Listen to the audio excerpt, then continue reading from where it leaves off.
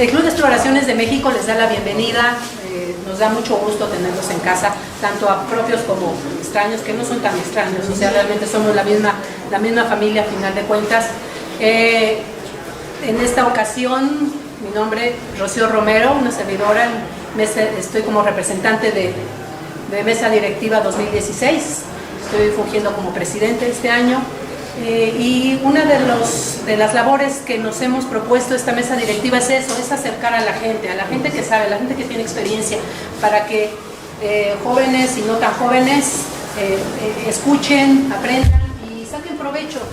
Y más que nada, yo creo que aquí algo bien importante es tener la humildad de darnos conocimientos, no siempre, y no es tan fácil, suena sencillo, ¿no? Decir, bueno, vamos a ir y nos van a dar una plática, una conferencia, pero el dar la experiencia, yo creo que eso es de gente sencilla, gente valiosa, y eso es lo que nos hace pues grandes a final de cuentas. Antes de presentarlos, bueno, a César y Manuel y César, Memo Álvarez, un buen amigo igualmente, me va a hacer el favor de hablar un poquito de ellos. Sí, digo un poquito, ¿no? Porque sería extenso y nos llevaríamos unas 2 horas y más. Él los conoce muchísimo más que yo, ¿sí? Entonces él va a hacerme el favor de presentar, de hablar de su trayectoria, y pues yo también tendría que hablar muchísimo de Memo, ¿no? Pero bueno, en esta ocasión es César y Manuel y César, como digo. Pues un aplauso ahorita a Memo, por favor.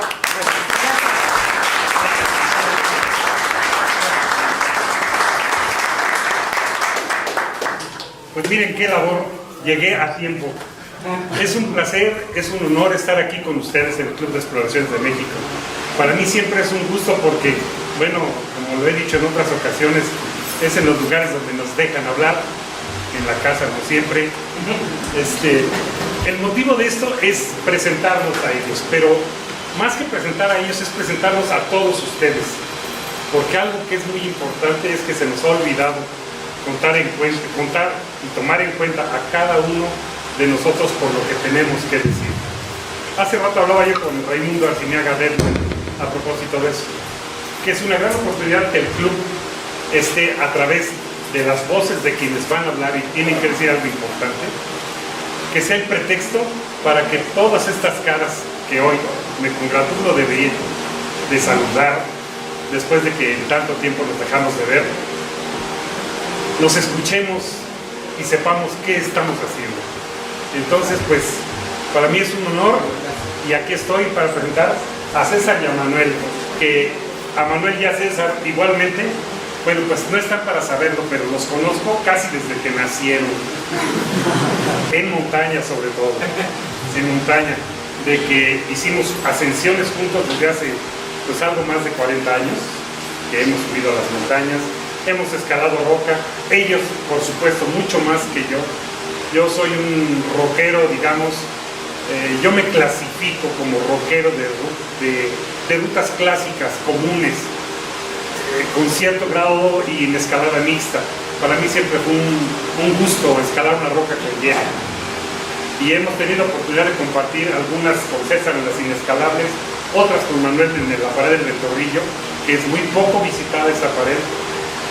Esa pared que fue para mí mi gran formación para escalar en otros lugares, y que después de ver la trayectoria de que desde el año 79, por ejemplo, fueron a Yosemite y se trajeron muy buenas vías, la noroccidental me parece que es del Half Dome, después muchas otras, de muchas vías de Yosemite, y que después de toda esa trayectoria, aquí están todos ustedes para ese intercambio y ese conocimiento de muchas cosas que inclusive yo desconozco de César y de Manuel. Muchas vías de fuertes grados de dificultad, y que si no es por esta oportunidad nos vamos a quedar sin escuchar, porque hay un festival que se organiza y que hablan personas con nombres que suenan mucho y que a veces no son tan claros o tan derechos para hablar y para decir lo que tienen que decir, ni son tan completos.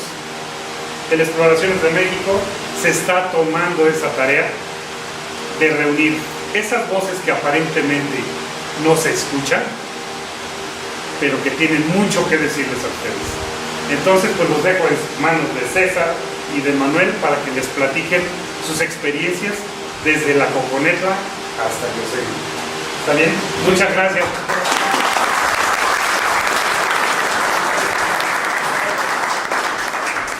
Hola, buenas noches. De verdad, más que un gusto y un orgullo, es un placer poder ver todas estas caras. Les agradecemos profundamente de todo corazón, porque no es común poder vernos a todos juntos. Últimamente tuvimos el deceso de un gran amigo, de Paco Zamora, y nos vimos muchos ahí. Y recuerdo a una amiga, a Belinda, que decía, oye, ¿por qué nos tenemos que ver en los velorios? Es tristísimo que esto tenga que suceder. Y simplemente se necesitaba la voluntad, la organización, y Rocío, muchas gracias, porque ella es realmente la de la idea, de reunirnos aquí con un pretexto, con un motivo, que es platicar, y como viene el título de la plática, es una plática entre amigos. La gran mayoría nos conocemos, muchos hemos escalado juntos. Me encantaría poder nombrar a cada uno de ustedes, porque hay algunas personas que están practicando escalada deportiva, que quieren conocer cómo es este mundo de la escalada tradicional. Y si podemos transmitirle algo entre todos, no nada más nosotros, verdaderamente va a ser el mayor éxito de esta plática. La plática se llama de la Coconetla a Yosemite. La Coconetla, así se llama realmente el cerro donde está esta pared. Y le decimos todos los cuates así de confianza por la Coco. Esta es la pared, obviamente es una foto también de aquellos entonces. Esta es la pared, es una pared de aproximadamente 250 metros de altitud y tiene una extensión de ¿como de cuánto? 700 metros, tal vez hasta 1 kilómetro, algo así. Actualmente tiene más de 120 rutas y yo he escalado como el 80% de ellas, César seguramente todas, no sé, o el 90, 95, y fue el terreno donde empezamos realmente a soñar. Antes de eso estuvimos practicando diferentes cosas. En lo particular yo me enfocaba más a lo que era media montaña, un poco de alta montaña. Empezaba con el alta montaña, y lo de la escalada en la roca, para mí era manita de puerco. La verdad, yo decía, y me lo recordó César ayer, yo decía, como siempre iba caminando en el cerro, decía, ¿para qué escalar? Si siempre hay vereda para subir, hombre.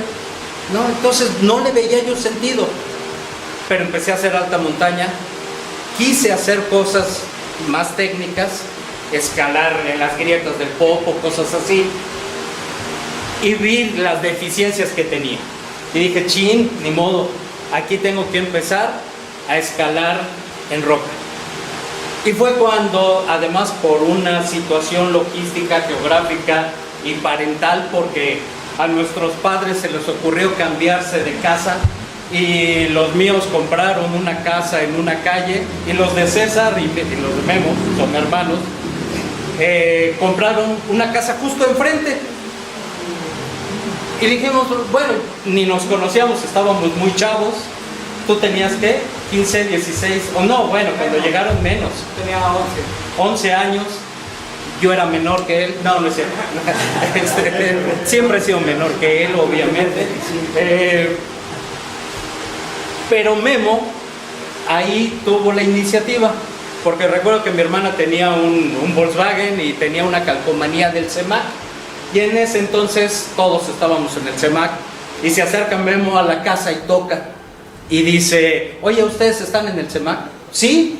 Ah, pues yo también. Y empezamos a platicar. Un poco después ya conocí a César, y fue cuando empezamos a congeniar con la idea de empezar a escalar en roca. Si quieres. Sí, de hecho, Manuel me fue a sonsacar. Yo empecé muy niño a escalar. Afortunadamente mis hermanos me llevaban, son mayores que yo por varios años. Entonces yo ya tenía conocimiento de la escalada en roca. Pero, pues sí, yo conocía a Manuel, sí, es mi vecino, pero no teníamos relación. Él lo veía salir a jugar, yo a veces coincidía, pero cada quien andaba en lo suyo. En ese entonces Memo estaba haciendo escaladas, pues que no era conveniente que me llevara, yo era muy chico, era muy niño, y él estaba escalando en el Ventorrillo, las inescalables, cosas de ese tipo, inclusive ya había salido de expedición alguna vez. Entonces, pues no me podía llevar, yo no era un estorbo, pero no era una ayuda, ¿no? Entonces en esa época yo estaba un poquito inactivo, salía de vez en cuando con Memo, me invitaba eventualmente. Entonces ya Manuel un día fue, me buscó, me invitó a escalar y empezamos a salir. En ese entonces había unas estructuras de concreto que estaban en la deportiva.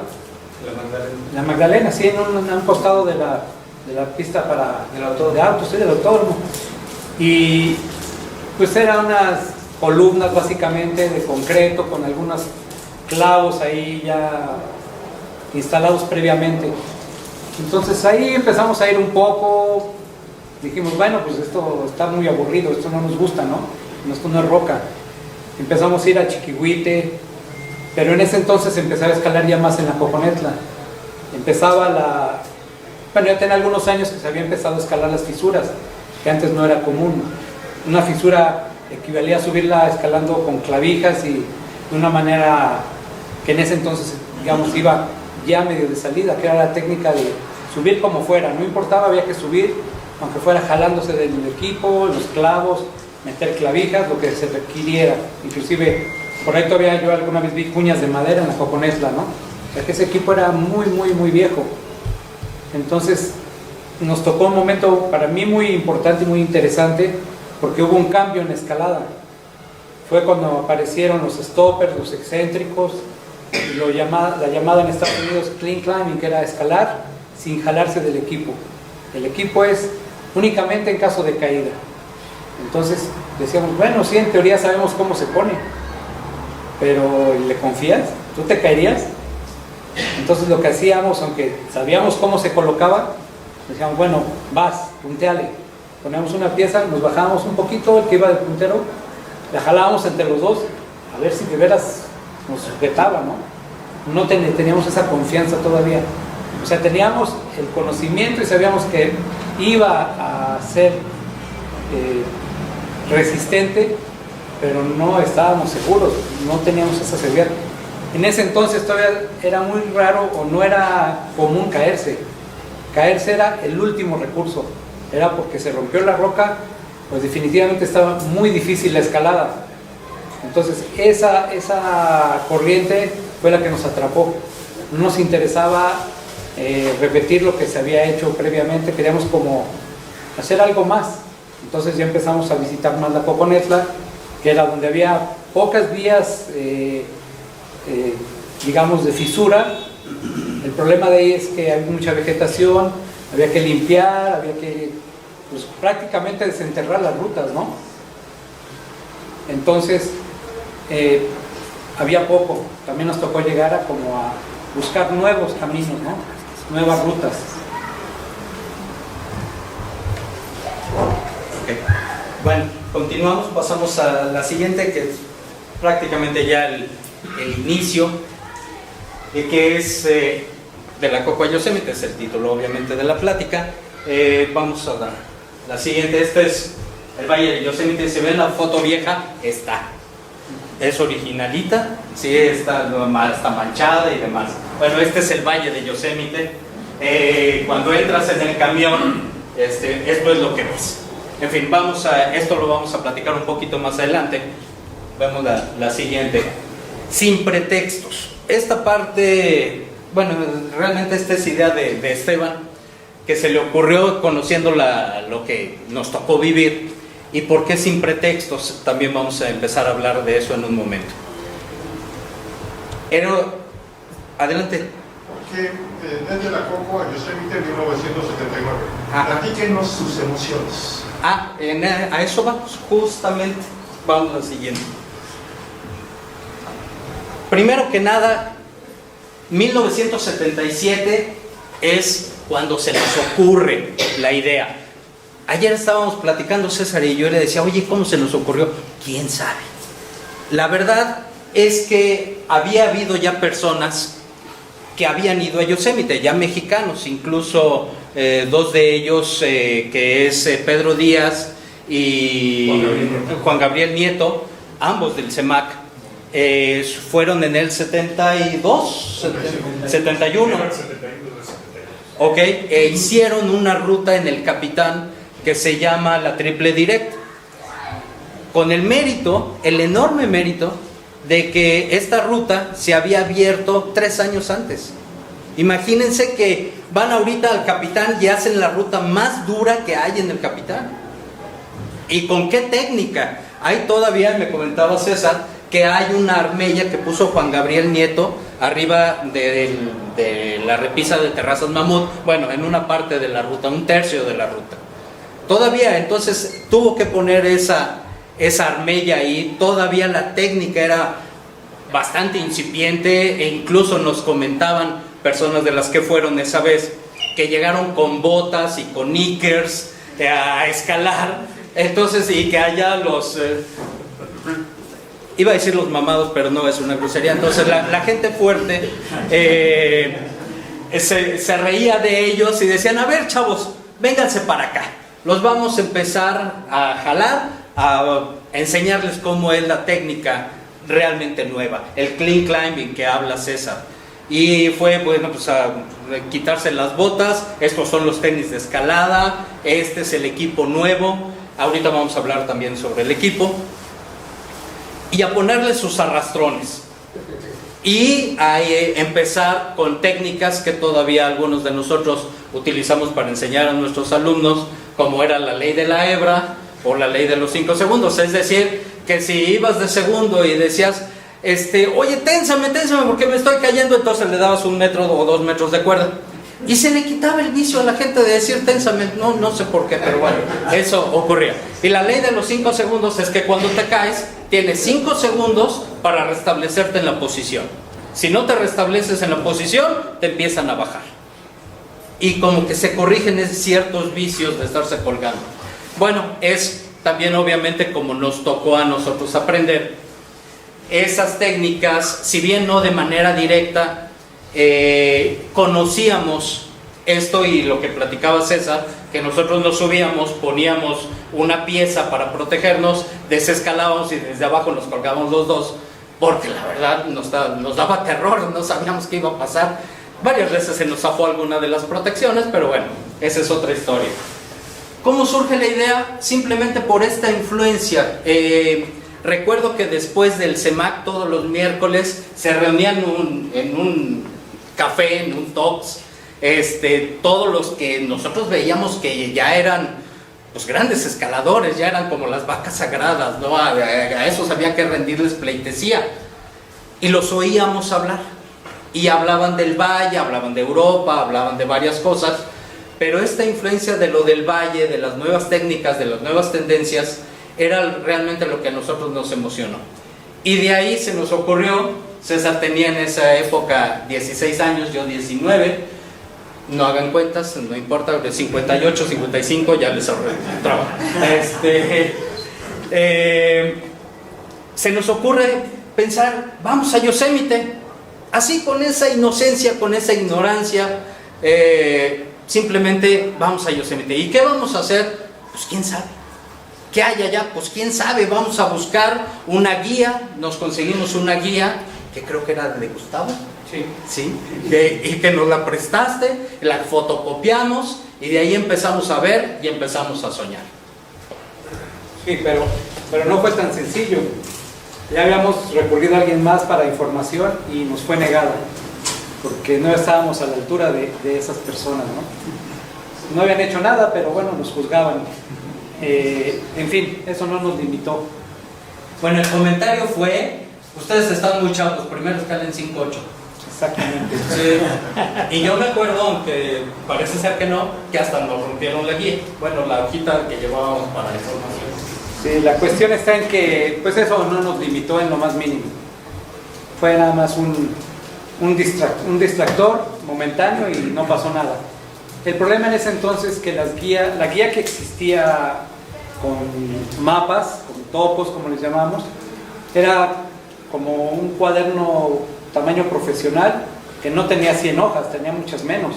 Había muy pocas rutas ahí indicadas. Traía lo más importante, que era el grado y qué equipo se requería. Y lógicamente qué tan grande era esa escalada. Pero había otra guía que era más pequeña, era un pequeño libro. Hablábamos muy poco inglés, lo entendíamos muy difícilmente. Entonces había que leer, interpretar. En algunos casos sí coincidía que en la guía escrita venía la ruta del topo, entonces podíamos como cruzar referencias y saber a dónde íbamos o qué íbamos a hacer. Pero llegaba un momento en que decíamos, bueno, ¿y esto qué significa o esto qué es? Entonces sí fue una cuestión un poquito desgastante en ese aspecto porque teníamos esa carencia, pero ni eso nos limitó a seguir adelante, ¿no? Curiosamente, sí, perdón. No, que continuamos con... Sí, curiosamente seguimos entrenando, tratábamos de tener la información por lo menos para saber qué podíamos hacer, tener una idea. Sin un objetivo pues no se puede hacer nada, ¿no? Hay que tener un objetivo para empezar. Ya lo teníamos, lo que no teníamos era dinero. Nada, sí, cero. Los dos éramos estudiantes y la verdad, lo único que pensamos era escalar. La escuela era una cosa secundaria, era algo que nos distraía. Pero bueno, también es necesario ir a la escuela, ¿verdad? Y Manuel tenía la ventaja que él ya había de alguna manera entrado a trabajar como becario en el IMP y yo seguía siendo hijo de familia y pues realmente a mi papá no le gustaba mucho la idea de que escaláramos, ¿verdad? Porque escaláramos porque éramos varios en la familia que lo practicábamos, ¿no? Entonces era también otra cuestión que había que ir en contra de eso, ¿no? Pero bueno, tampoco eso me limitó. El objetivo era claro, íbamos a ir. ¿Cómo lo íbamos a hacer? Todavía no sabíamos, pero la idea seguía. Cuando surge la idea, cuando nos vamos, transcurre 1 año y medio. Y ya que habíamos decidido que íbamos a ir a Yosemite y más o menos tenido información de qué se podía hacer allá, entonces empezamos a pensar, pues ¿y cómo le hacemos? Entonces dijimos, ahora se llama muy bonito planear el entrenamiento. La verdad es que no había ninguna información, no había libros. Bueno, el único libro técnico, muchos se acordarán, era un libro de tamaño profesional, vaya, ¿cómo se llama? Carta, o más grande, un libro rojo, sí, que salía un escalador con botas y knickers, ¿no? En un extraplomo. Era Guido algo, ¿no? Guido, exacto. Y todavía, ¿mandé? No, ni te entendí. Ah, pues mira, en ese libro me acuerdo que además venía todavía ni siquiera ponían arneses. El arnés que ahí describían era un arnés con cuerda de pecho, ¿no? Entonces, bueno, ese era el libro técnico que teníamos para aprender. Pues lo veíamos y decíamos, pues está bien padre, pero no nos sirve para nada. Y luego de ahí, bueno, la guía que nos presta Gustavo y más que nada la información que nos iba llegando de las personas que ya estaban escalando. El entrenamiento se limitó a correr lo que pudiéramos y luego dijimos, no, pues ya correr, ya estamos corriendo bastantito, pues hay que ponerle algo de peso porque hay que cargar. Ah, bueno, pues a las mochilas les echábamos piedras y entonces así salimos a correr ahí por donde vivíamos, por la Prado Churubusco, que hay un ramal del río Churubusco y ahí en esa época todavía estaba seco, entonces subíamos y bajábamos hasta que un día llega César y me dice, oye, ¿sabes qué onda?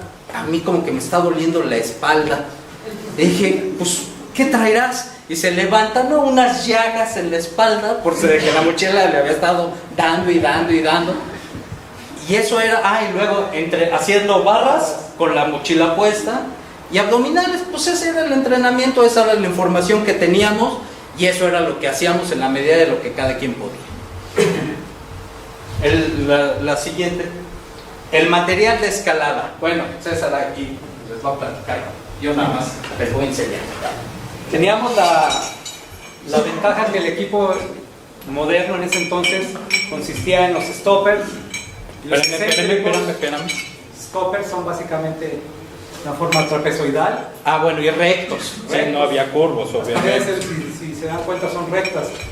Los de la actualidad son curvos, funcionan más como ni siquiera una leva. Los excéntricos Que los van pasando. son piezas hexagonales irregulares, pero tienen una proporción en la que cada pieza equivalía a 3 tamaños diferentes. Entonces cubría un rango bastante amplio por su tamaño. Lógicamente había unas muy pequeñitas, la más grande que era la del número 11, aproximadamente el tamaño de un puño. Esa era la más grande que había. Poco después dijeron, bueno, hace falta algo más. Salieron los tubos. Porque obviamente la nuez del 11, el rango que cubría era el puño. Pero para grietas más anchas que el puño, pues un tubo. Tubo. Lógicamente, pues si ven, es un tamaño fijo. Hay unos en la actualidad que tienen un resorte y se puede variar el ancho de la pieza. Pero pues todo esto es el principio más básico del equipo moderno. Ya para nosotros tener eso era lo máximo. Entonces nos acostumbramos a usarlo, le confiamos finalmente. El bong, ¿qué es esto? El bong, en este caso es un clavo, pero es un clavo muy grande. Había más grandes que este. Este clavo tenía la ventaja y se llamaba bong porque decían que sonaba bong bong cuando uno los martillaba y los golpeaba. Se metían de esta forma. Entonces llegó el momento en que también se les puso cinta tubular y se empezaron a usar como excéntricos, como otra pieza más. Entonces podían atorar. Lógicamente pues sigue estando limitado a este tamaño. Cuando nosotros fuimos la primera vez no existían todavía las levas como ahora, ¿no? Los frames. Entonces poco a poco nos fuimos haciendo de equipo. El equipo lo fueron haciendo un poquito más ligero, pero aún así muy pesado. Los mosquetones de ese entonces en promedio pesaban 55 gramos, 60 gramos. En la actualidad hay mosquetones de 26 gramos que son muy muy ligeros. Entonces nos tocó una época donde el equipo era limitado de cierta manera, aunque era lo más nuevo, pero también era un poco pesado. Pero era lo que había y estábamos con lo último de la tecnología. Entonces no podíamos pedir más porque no conocíamos más, no existía nada más. De hecho, el primer juego de excéntricas y la primera cuerda nos la vende Memo. Entonces, con esas excéntricas, y con el catálogo de Schunar, en esa época Black Diamond no existía, se llamaba Schunar Equipment y la fábrica era de Great Pacific Iron Works, estaba en Ventura, California, y bueno,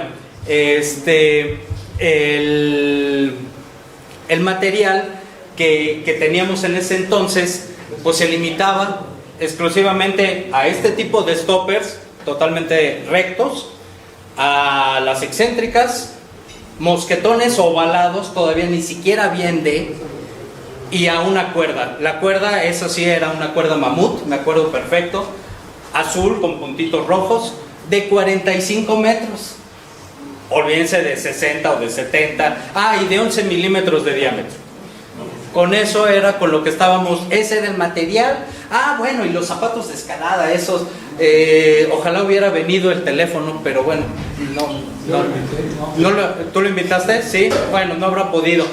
Los tenis del teléfono fueron los primeros tenis que se hicieron para escalar en México, y todos, creo que en esa época todos los utilizamos.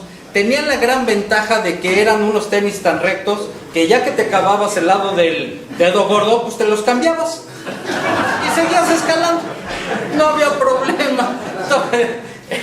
Duraban hasta que se acababan, estaban garantizados. En una Semana Santa previa a ir de viaje, nos fuimos a Pachuca, andábamos en peñas cargadas. Lógicamente andábamos buscando hacer rutas en libre, ¿no? No queríamos jalarnos de un clavo, pero ni por equivocación, ¿no? Aunque no pudiéramos poner algo más, si había clavos los protegíamos, pero en caso de caída. y nos cruzamos con los escaladores de Pachuca y nos vieron los zapatos y decían, ¿y eso? No, pues con eso se escala ahora. Decían, los patas negras. Y se me ocurrió preguntarles, estábamos en el Cerrote, digo, oye, ¿y esta ruta? Pues no conocíamos. Y le pregunto, oye, ¿esta ruta es en libre? Sí, te subes, el mosquetón hace clavo, te jalas y te sigues. Eso no es el libre, perdón, eso no es el libre actual. Para ellos libre era no usar un estribo, aunque se jalaran. Entonces empezamos a tener el choque conceptual con otras generaciones. Y ya cuando nos vieron escalar dijeron, no se jalaron de nada, se les hizo muy raro. Pero eso fue también lo que nos ayudó como a darnos cuenta de que inclusive lo que ya se había hecho antes se podía intentar de otra manera. No había que hacerlo exactamente igual.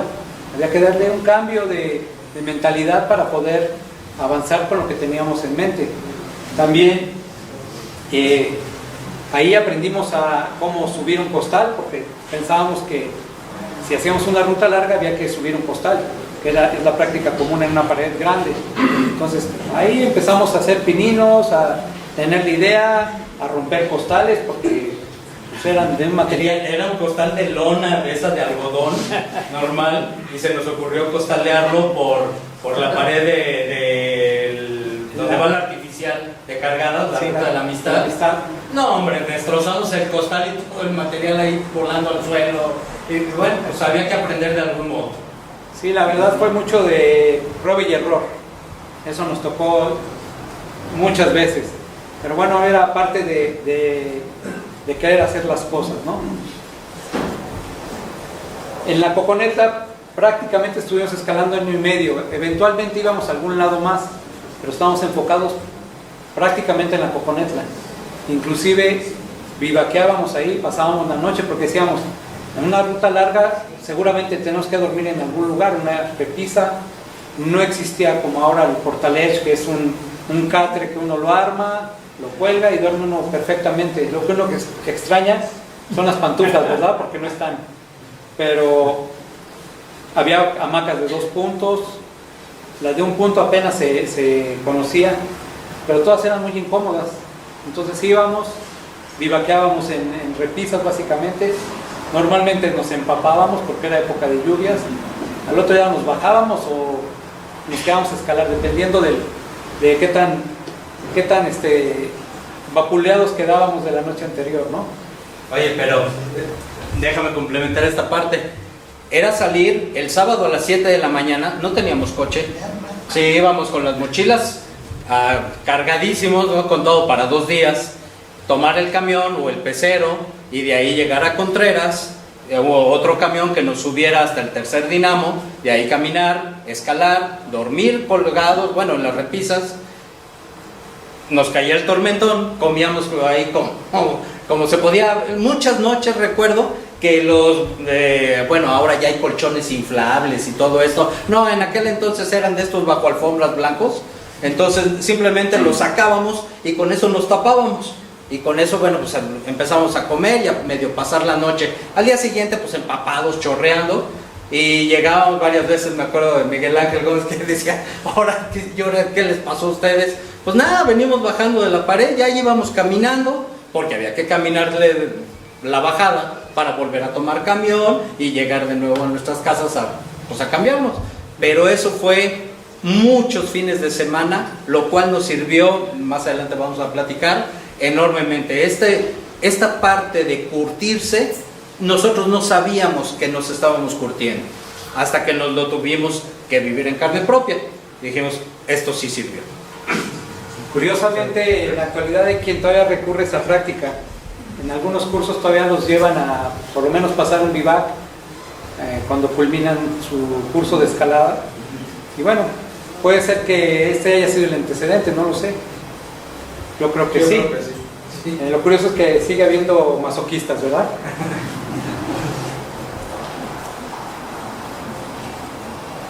Como les comentaba anteriormente, Manuel afortunadamente consiguió un trabajo como becario prácticamente un mes antes de irnos. Sí. Teníamos una fecha programada, pero no teníamos un peso. Entonces era simplemente la idea. Entonces, yo tuve la fortuna de que mis hermanos me apoyaban, mi hermano Jesús y mi hermano Guillermo. Entonces, entre los dos, alguien, no recuerdo bien quién me obsequió el boleto de avión, el otro me obsequió dinero, más lo que había juntado Manuel. Y poco antes de irnos, ya empezamos a platicar del plan, porque normalmente lo teníamos nada más entre nosotros. No nos gustaba andar platicando, porque el latino tiene una costumbre muy mala y el mexicano muy arraigada de criticar y destrozar antes de que pasen las cosas. Entonces decíamos, bueno, no vamos a dar esa oportunidad, vamos a tratar de hacerlo todo de otra manera, y cuando surja, pues, el resultado ya veremos cuál es, pero no importa, ¿no? Y se nos junta al final un amigo ya muy próximo a irnos, porque se entera en una plática en el Tox, en el café que íbamos. Guillermo ya falleció desafortunadamente, Guillermo Robles Quintos, que era mejor conocido como Benito. Era un gran amigo, excelente compañero, y él decide unirse a nosotros cuando se entera de que vamos a ir. Y dice, ¿cuándo se van, no? Tal día, ¿no? Fue aproximadamente finales de septiembre cuando nos fuimos, y él tenía el dinero, él trabajaba, ganaba muy buen dinero, entonces él estaba puesto y se unió a nosotros. Y la verdad fue agradable, porque entre los tres ya como que tuvimos una dinámica muy agradable. El viaje se hizo más, un poquito más llevadero, porque pues la verdad, sin dominar el idioma, sin saber realmente a qué nos íbamos a enfrentar, porque no lo conocíamos, teníamos una idea que era muy vaga. Entonces tener un elemento más fue algo bastante bueno, ¿no? En esta parte es muy significativa para mí. Déjenme platicarles un poquito qué pasó ahí. Como comenta César, acababa de conseguir entrar como becario al IMP. Bueno, antes de eso estaba estudiando ingeniería química, y en ese semestre el profesor que me tocó en una de las materias tenía un puesto importante en el IMP.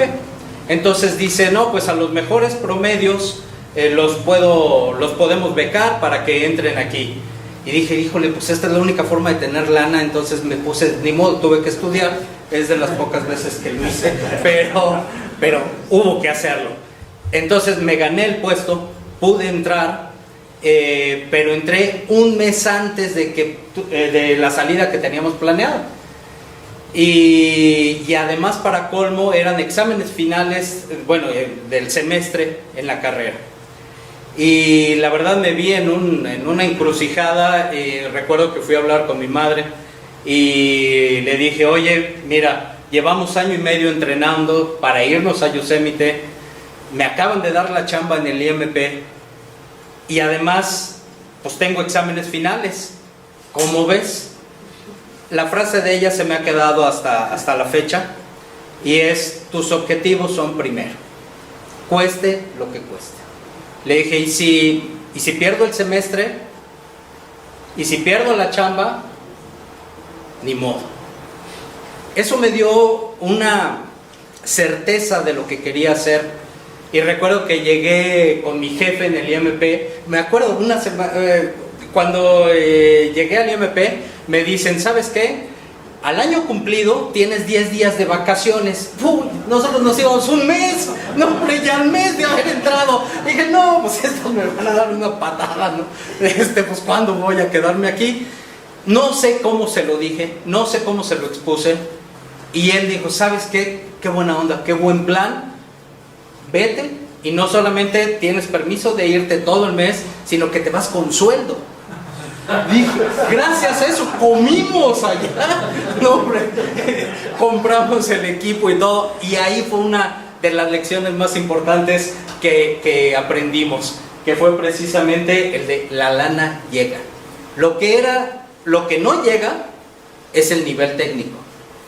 Lo que no llega es el plan. Lo que no llega es la voluntad ni las ganas. Pero la lana, cuando se tiene todo lo demás, llega. eso lo pudimos aprender en esa vez. La piel del oso. Bueno, esto yo lo comenté en la plática anterior, posiblemente algunos estuvieron aquí. Esto yo lo aprendí de una conversación que tuvo mi hermano Guillermo con un amigo de él, un guía francés. Le estaba platicando este guía a mi hermano sobre un proyecto que tenía y ya no quiso hablar de más. Dijo, no puedes vender la piel del oso si no lo has cazado. Entonces, no hablo más. Y me gustó esa frase y me gustó esa manera de pensar, que era la que aplicábamos de hecho, ¿no?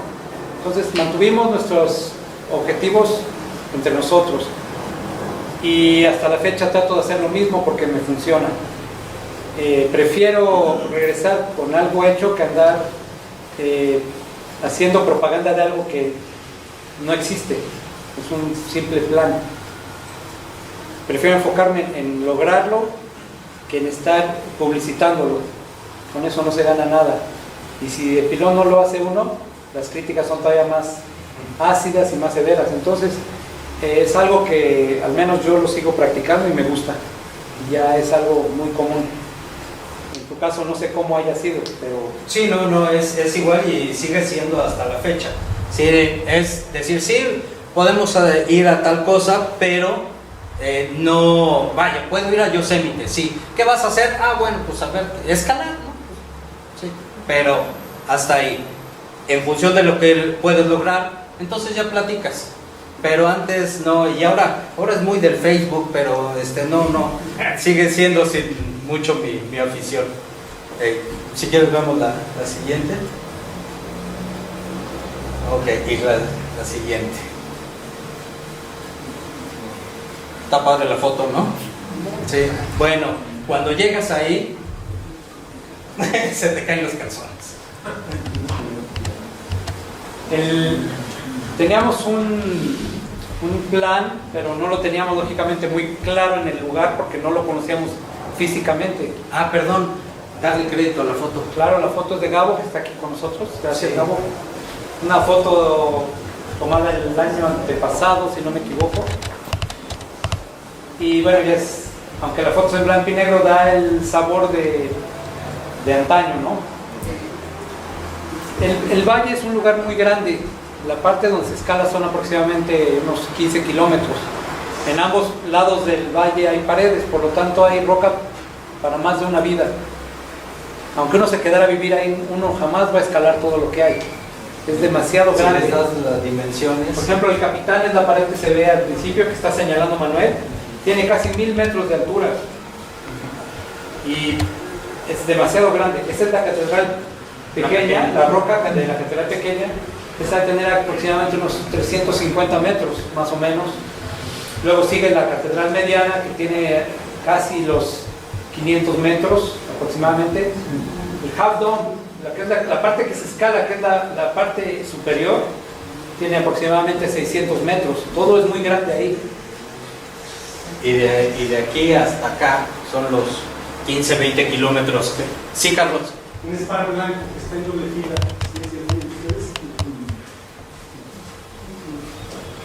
¿Un Spar blanco? No. No es un march. Gracias.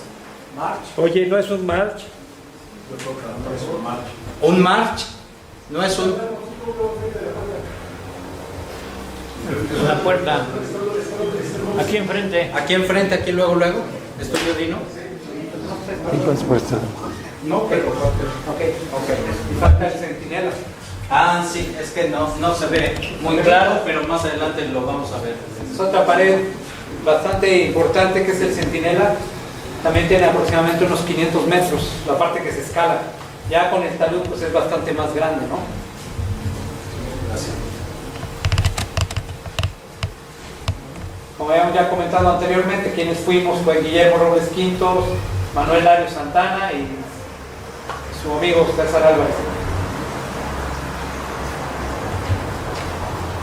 El clima. Nosotros fuimos un poco tarde, ya cuando el clima es un poco más frío, pero es un clima bueno para escalar. Pero no contamos con que ya se aproximaba el otoño. El otoño allá puede ser muy duro. puede haber inclusive ya nevadas, el frío es más intenso, días cortos, por lo tanto no se puede escalar tanto como uno quisiera. Pero aún así, pues ya estábamos ahí, no nos quedaba de otra más que seguir. Las primeras rutas que hicimos son unas rutas que curiosamente todavía hay quien va a visitarlas. Yo no volvería y no he vuelto a ir porque la verdad no valen la pena. Pero era lo primero que conocimos, que le llaman los 5 libros abiertos. Es una zona donde hay rutas, digamos, se puede catalogar no muy difíciles, pero sí son un poco expuestas, pero tampoco son muy agradables. Pero bueno, fue nuestro primer encuentro y dijimos, bueno, esto está interesante en cuanto a que ya estamos en el lugar, pero también descubrimos que las bajadas son delicadas, también son expuestas. Puede uno tener riesgo de una caída, lastimarse o inclusive hasta poder morir, ¿no? Entonces sí tuvimos que aprender, digamos, del modo difícil porque no íbamos con alguien que ya conociera previamente.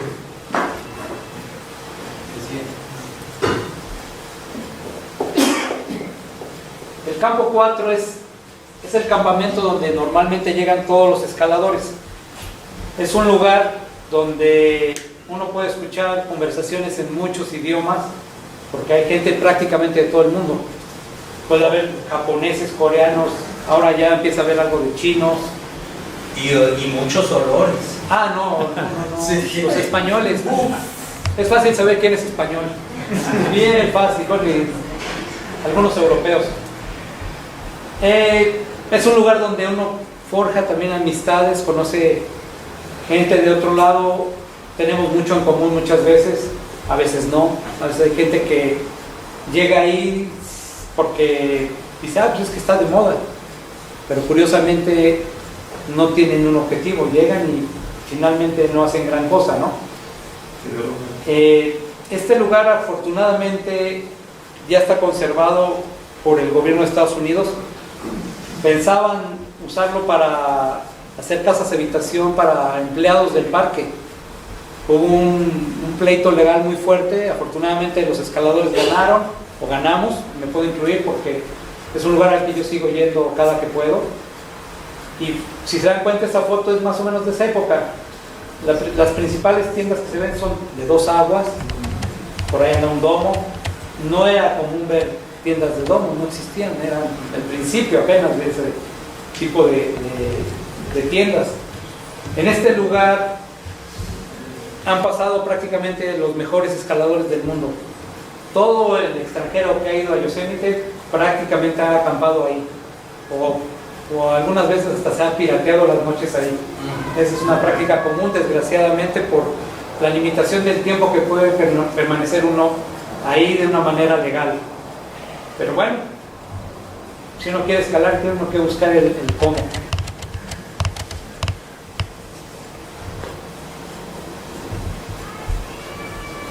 Como les comentaba anteriormente, encontrar las rutas no es fácil en ese entonces. Ahora ya las guías tienen demasiada información, ya no hace falta que lo tomen uno de la mano casi y lo suban. Trae grado, equipo, qué pieza poner, dónde ponerla. Le quitan mucho el sabor de la escalada, donde uno nada más requiere el grado, longitud de la escalada, equipo. No me digas dónde lo tengo que poner, no me digas qué piezas tengo que guardar. Eso es muy reciente.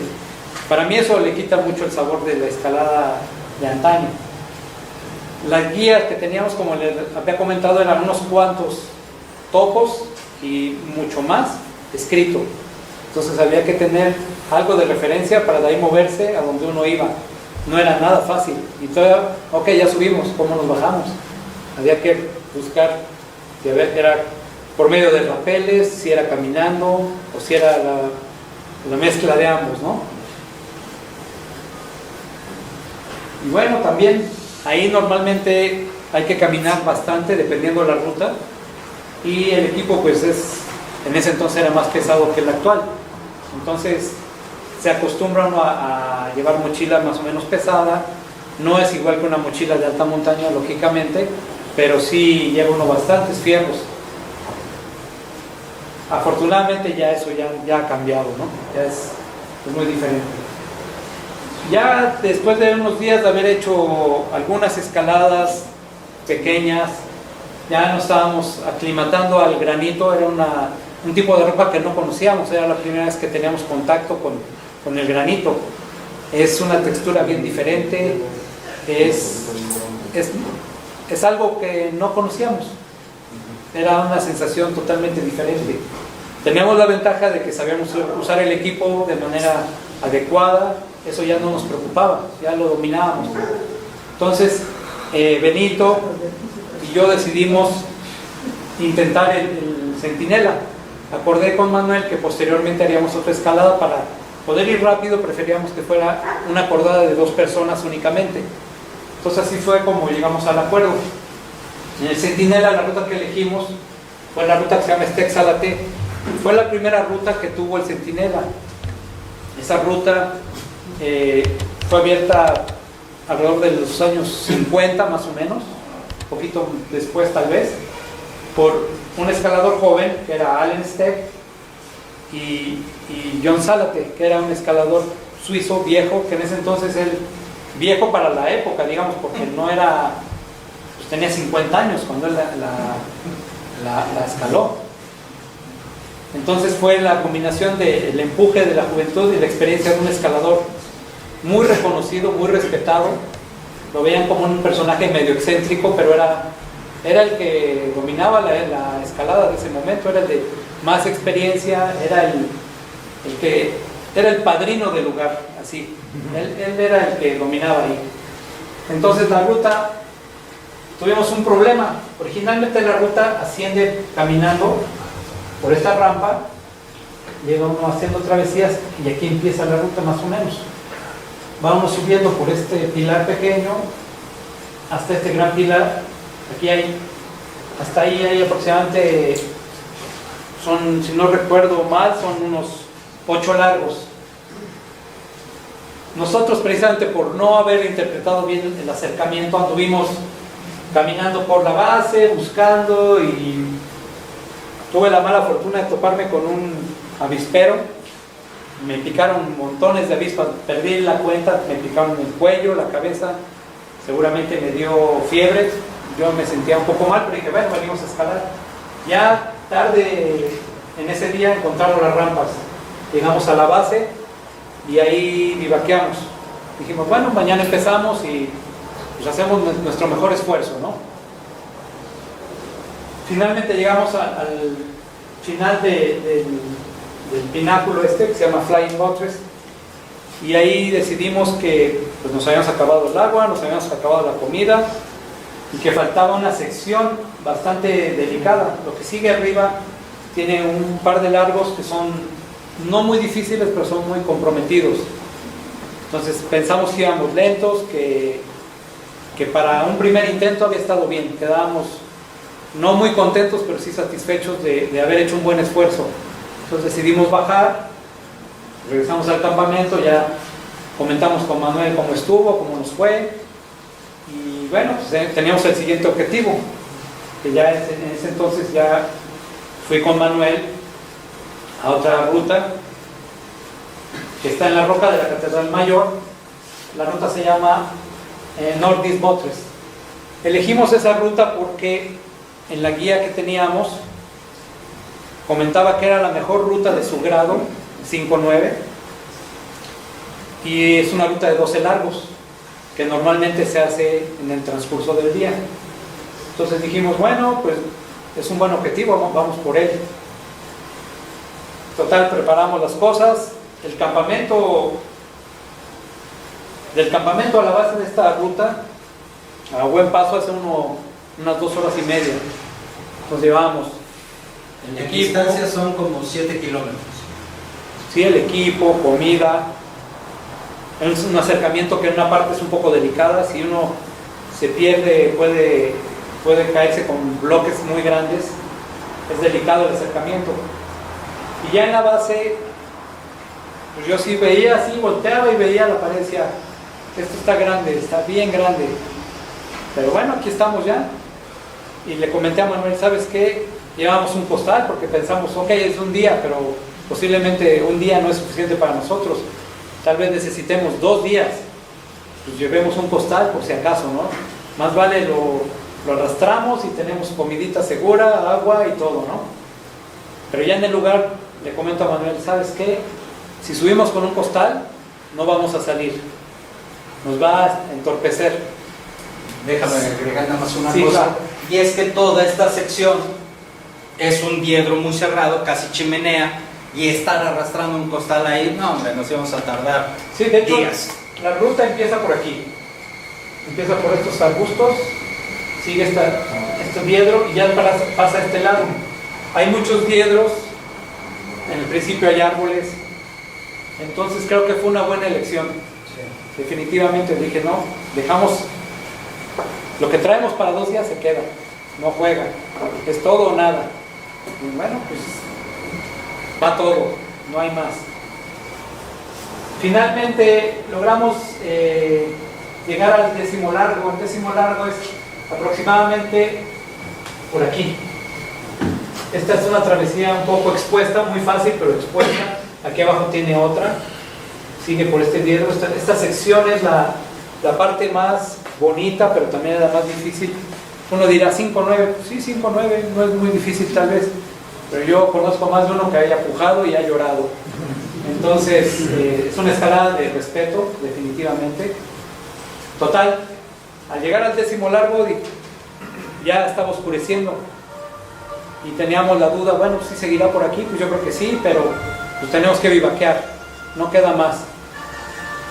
El vivac, gracias a que habíamos estado en la Coconetla practicando los vivacs, lo aguantamos porque hacía mucho frío, nada más llevamos un suétercito cada quien. Y de esos de lana, ¿cuál Polar T? ¿Cuál? No, Sí, nada. sí, no. Playera de algodón, No suétercito existía. de lana. Polar Tech no existía, Sí. así de fácil, no había.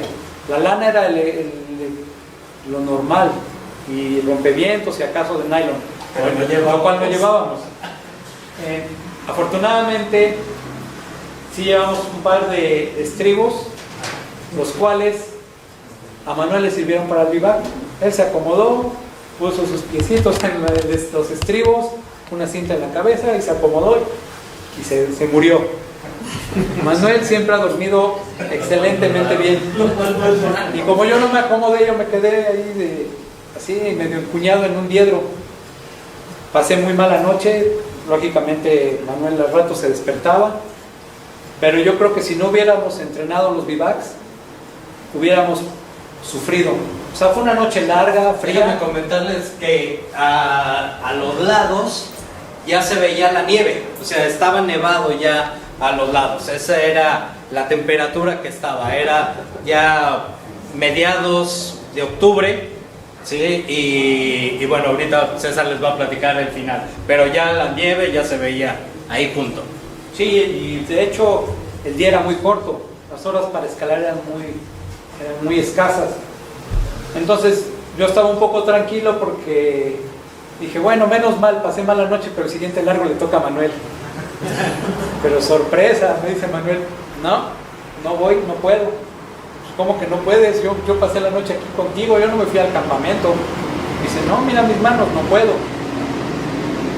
Dije, bueno, pues ni modo, esto hay que resolverlo, va para arriba, no hay, para abajo no había. No teníamos manera de regresarnos porque no llevábamos una segunda cuerda, únicamente una cuerda, y al llevar una cuerda no hay regreso, como Germán bien lo sabe. Y entonces dije, bueno, pues ni modo, va para arriba. El siguiente largo no es muy difícil, pero pues también era un poquito encontrar por dónde seguía la ruta, no era tan obvio. Y ya el último largo sigue siendo un poco difícil, pero ya al ver la cumbre siempre da uno la tranquilidad de que casi se acabó, ¿no? Lluvia ya muy fría, yo todavía con toda calma me pongo a arreglar el equipo. Me dice Manuel, oye, pero ¿cómo puedes todavía enrollar la cuerda? Pues es que hay que llevarla en orden. O sea, ni modo, ¿no? Es más fácil llevarla ordenadamente que, pues, o sea, no estábamos huyendo, la escalada se había acabado, pero no era. No, bueno, al menos yo no lo vi así. No, yo no lo vi así. Y pues ya bajamos. Por fortuna la bajada ya es caminando, ya no hay que hacer ni un rappel siquiera, todo es caminando. Ya, pues sí, empapados, llegamos al campamento, todo empapado, los sleepings mojados, todo mojado y mucho frío. Lo que decidimos fue ir a la lavandería, ahí había secadoras grandes, echar los sleepings a secar y pues a ver cómo pasábamos la siguiente noche porque todo estaba mojado. El camping estaba inundado, es un lugar donde cuando llueve se encharca. Muchas veces llega uno a la tienda y dice, esto está seco, se recarga uno y está el charco abajo de las cosas. Es muy común que se vuelva una alberca la tienda. Y continúas, por favor. Sí. Ya esta parte de la logística, la realidad, improvisación, todo esto que tuvimos que ingeniárnosla ahí porque pues, no había de otra, ya lo platicó muy bien César. Esta otra parte, ¿no? Lo que ahora está muy de moda que le dicen dirtbag y es curioso que dicen dirtbag a tipos que van en coche con todo su campamento, su camper ahí y que van viajando muy cómodos. No, eso no es dirtbag. No. Nosotros le pusimos a eso desde esa época el Prangana Way of Life. Es decir, andar a la prángana. No teníamos dinero, íbamos súper amolados. Había que buscar, a veces, bueno, y en expediciones posteriores fue tradicional el que casi hasta de las sobras de los gringos nos las robábamos y de eso comíamos. En fin, era verdaderamente situaciones precarias, pero lo único que nos importaba era escalar. Entonces, lo que hubiera que hacer. Recuerdo una anécdota de Adrián, que también ya no está con nosotros, que un día abre un bote de basura y saca un arnés y dice, está bueno, ¿no? Pues ya estuvo. No, era lo que fuera, el equipo, andar muy amolado, eso, y estar, también ya les platicó César, que la regulación en Yosemite, en esa época te limitaba 15 días de estancia, ahora es una semana, es decir, que te obligan a buscar forma para seguir permaneciendo en el valle. Y esa forma, la verdad, es haciendo trampa, saltándote las reglas, es buscar lo que le llamamos piratear, que no es otra cosa que pasar la noche escondido de los Rangers y estar abusado por si llega una redada y salir corriendo. Y muchos lo hicimos muchas veces, esa es la verdad. ¿Por qué? Pues porque no vamos a ir desde aquí súper amolados, sacrificando un montón de cosas para que nada más un Ranger te diga, ¿sabes qué? Ya te tienes que ir a tu casa, mucho gusto, regrese el año que entra. No, ¿sabes qué? Pues no. Nos buscamos las formas y las encontramos. Y las formas pues eran esas, escondernos de los Rangers, no siempre estar con un perfil bajo. Obviamente Germán jamás pudo hacer eso, pues siempre barría a todos en el entrenamiento, pero todos los demás pues sí manteníamos ese perfil bajo para que los Rangers no nos estuvieran cazando. En fin, el descubrir este tipo de cosas y con todo el miedo que implicaba, porque si te agarran los Rangers saltando de la noche sin pagar, pues te llevan preso y te sacan del valle. Y bueno, llevarte preso y tener antecedentes, en fin, todos pueden saber las consecuencias de esto. Este estilo de vida es necesario hacerlo si quieres estar escalando allá. Ahora hay otras formas un poco ya no tan tramposas. Puedes, si llevas un poco más de dinero, puedes rentar un carro, puedes estar yéndote a otros campamentos y que no te estén viendo tanto, incluso dormir afuera del parque y al día siguiente vuelves a entrar y te sales y entras. Muchas veces también lo hicimos en el portal. Apenas pasas la caseta de los Rangers, hay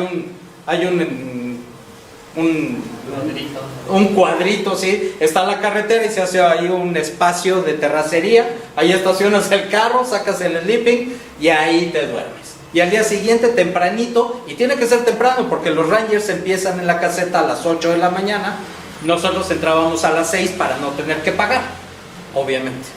Entonces bueno, era buscar todas las formas para seguir escalando en Yosemite. El regreso de nuestros tuyos. Sí. Bueno, ya cuando nos tuvimos que ir del parque ya no teníamos dinero, ya está el clima muy malo para escalar, todo estaba mojado y dijimos, bueno, pues nos tenemos que ir. Afortunadamente habíamos guardado el dinero para el regreso nada más, o sea, el autobús y algo más de dinero y la poca comida que nos había quedado. Llegamos a Fresno, que es una ciudad muy cercana, y nos quedamos en un hotel que, si entonces era irrisorio, ahorita es más, costaba $6 la noche. Entonces era un hotel que ya por suerte no existe. Dijimos, bueno, pues no nos vamos a quedar en la calle, ¿no? Entramos al hotel y pagamos nuestros $6 y ya nos metimos en un cuarto, un lugar espantoso. Pero dijimos, bueno, todo está mojado, la tienda, los sleepings, y sacar todo así como un tendedero ahí. Dejamos el lugar lleno de tierra, o sea, la verdad a mí me quedé un poco apenado en ese aspecto, pero bueno, no estaba muy diferente cuando llegamos. No, pero lo peor estuvo curioso porque juntamos las dos camas, decimos, pues es la manera más cómoda de dormir, vamos a juntarlas. Estamos así, ¿no? Cada quien en su sleeping o ahí medio acomodados. Tuvimos la precaución de poner la cadena en la puerta. Como eran como las 2 de la mañana, nos abren la puerta y los tres así como resorte, a alguien le dieron la llave del mismo cuarto. Dijimos, ¿qué pasó, no? Fue algo que pues, primero nos asustamos, después nos dio risa porque fue algo muy curioso, pero desde ahí el regreso ya no era nada cómodo. Llegamos a la estación de autobuses del Greyhound en Los Ángeles y no teníamos dinero para otro hotel, no podíamos cambiar nuestro regreso del avión y dijimos, bueno, tenemos que quedarnos aquí, no hay más. Bueno, nos tuvimos que salir antes porque empezó a nevar en el valle. Sí. Y total, ya pasamos la noche en la central de autobuses, no era nada grato, es un lugar donde pues ve uno de todo, vagos, borrachos, era un lugar muy desagradable, pero ni modo, no había de otra. Total, ya por fin nos vamos al aeropuerto y con ese $1.20 que sobraban, afortunadamente encontré un paisano en una tiendita de comida del aeropuerto y dije, pues no alcanza, pero casi llegamos a lo que costaba una rebanada de pie. Y le digo, oye, traigo $1.20, ¿me puedes vender el pie? Sí, claro. O sea, se apiadó de mí, ¿no? Ya llegué con Manuel y con Benito, miren, pues aquí está un pie, a compartirlo, ¿no? Nos habían sobrado unas cuantas galletas, crema de cacahuate, era lo que comíamos. Galletitas con crema de cacahuate y un cachito de pie. Básicamente así fue como subsistimos al final y pues fue aventura. Nunca más volví a viajar así, por suerte. Tuve la precaución de que eso no sucediera. Pero bueno, por primera experiencia fue algo bueno. No me puedo quejar y lo volvería a hacer con todo gusto. Lo que tenemos, obviamente hubo una serie de aprendizajes enormes, tanto en técnica, en logística, en experiencia, en fin, sería muy largo enumerar todas las cosas que se pudieron aprender en esta expedición, pero hay 3 puntos fundamentales que se nos quedaron grabados y esto es lo que queremos transmitirles a modo como de resumen de esta experiencia. El primero, ya se platicó, la lana llega. No, recuerdo perfectamente como muchos de nuestros amigos también pensaban en ir a Yosemite y lo primero que decían es que no tenemos dinero. No, el dinero no es la limitante. El dinero simplemente es un medio para conseguirlo, pero si no se tiene todo lo demás, no importa que tengas el dinero, no vas a ir a hacer nada. La parte importante era el proyecto, la disciplina, la constancia, el compromiso por lo que deseas. Esta parte es como sumamente significativa y encontré una frase que la ejemplifica. El dinero es un estiércol estupendo como abono. Lo malo es que muchos creen que es la cosecha. El siguiente gran aprendizaje, la piel del oso. Sí, pues ya les había comentado al respecto, ¿no? Cada quien tendrá su manera de hacer las cosas, pero yo conozco mucha gente que se le va el tiempo en nada más pregonar y andar ahora en el Facebook poniendo qué va a hacer, pero no qué hace. Puros planes a futuro que no se concretan. Entonces yo creo que es muy válido, cada quien tendrá su manera de hacer las cosas, pero sin un resultado eso no sirve de nada. Y aquí encontré otra frasecita: no hay que poner las palabras antes de la realidad, hay que poner primero la realidad. Es de Leonardo Carr. Y finalmente el otro aprendizaje: tus objetivos son primero. Es lo más importante que tenemos, eso depende de nuestra voluntad, no depende de que nadie nos imponga nada, es lo que se nos antoja hacer. Y para esto también encontré otra frasecita: en la vida uno debe hacer lo que te da la gana, porque la frase que comienza con hubiera querido vale para una chingada. También de Leonardo Carr. Muchas gracias.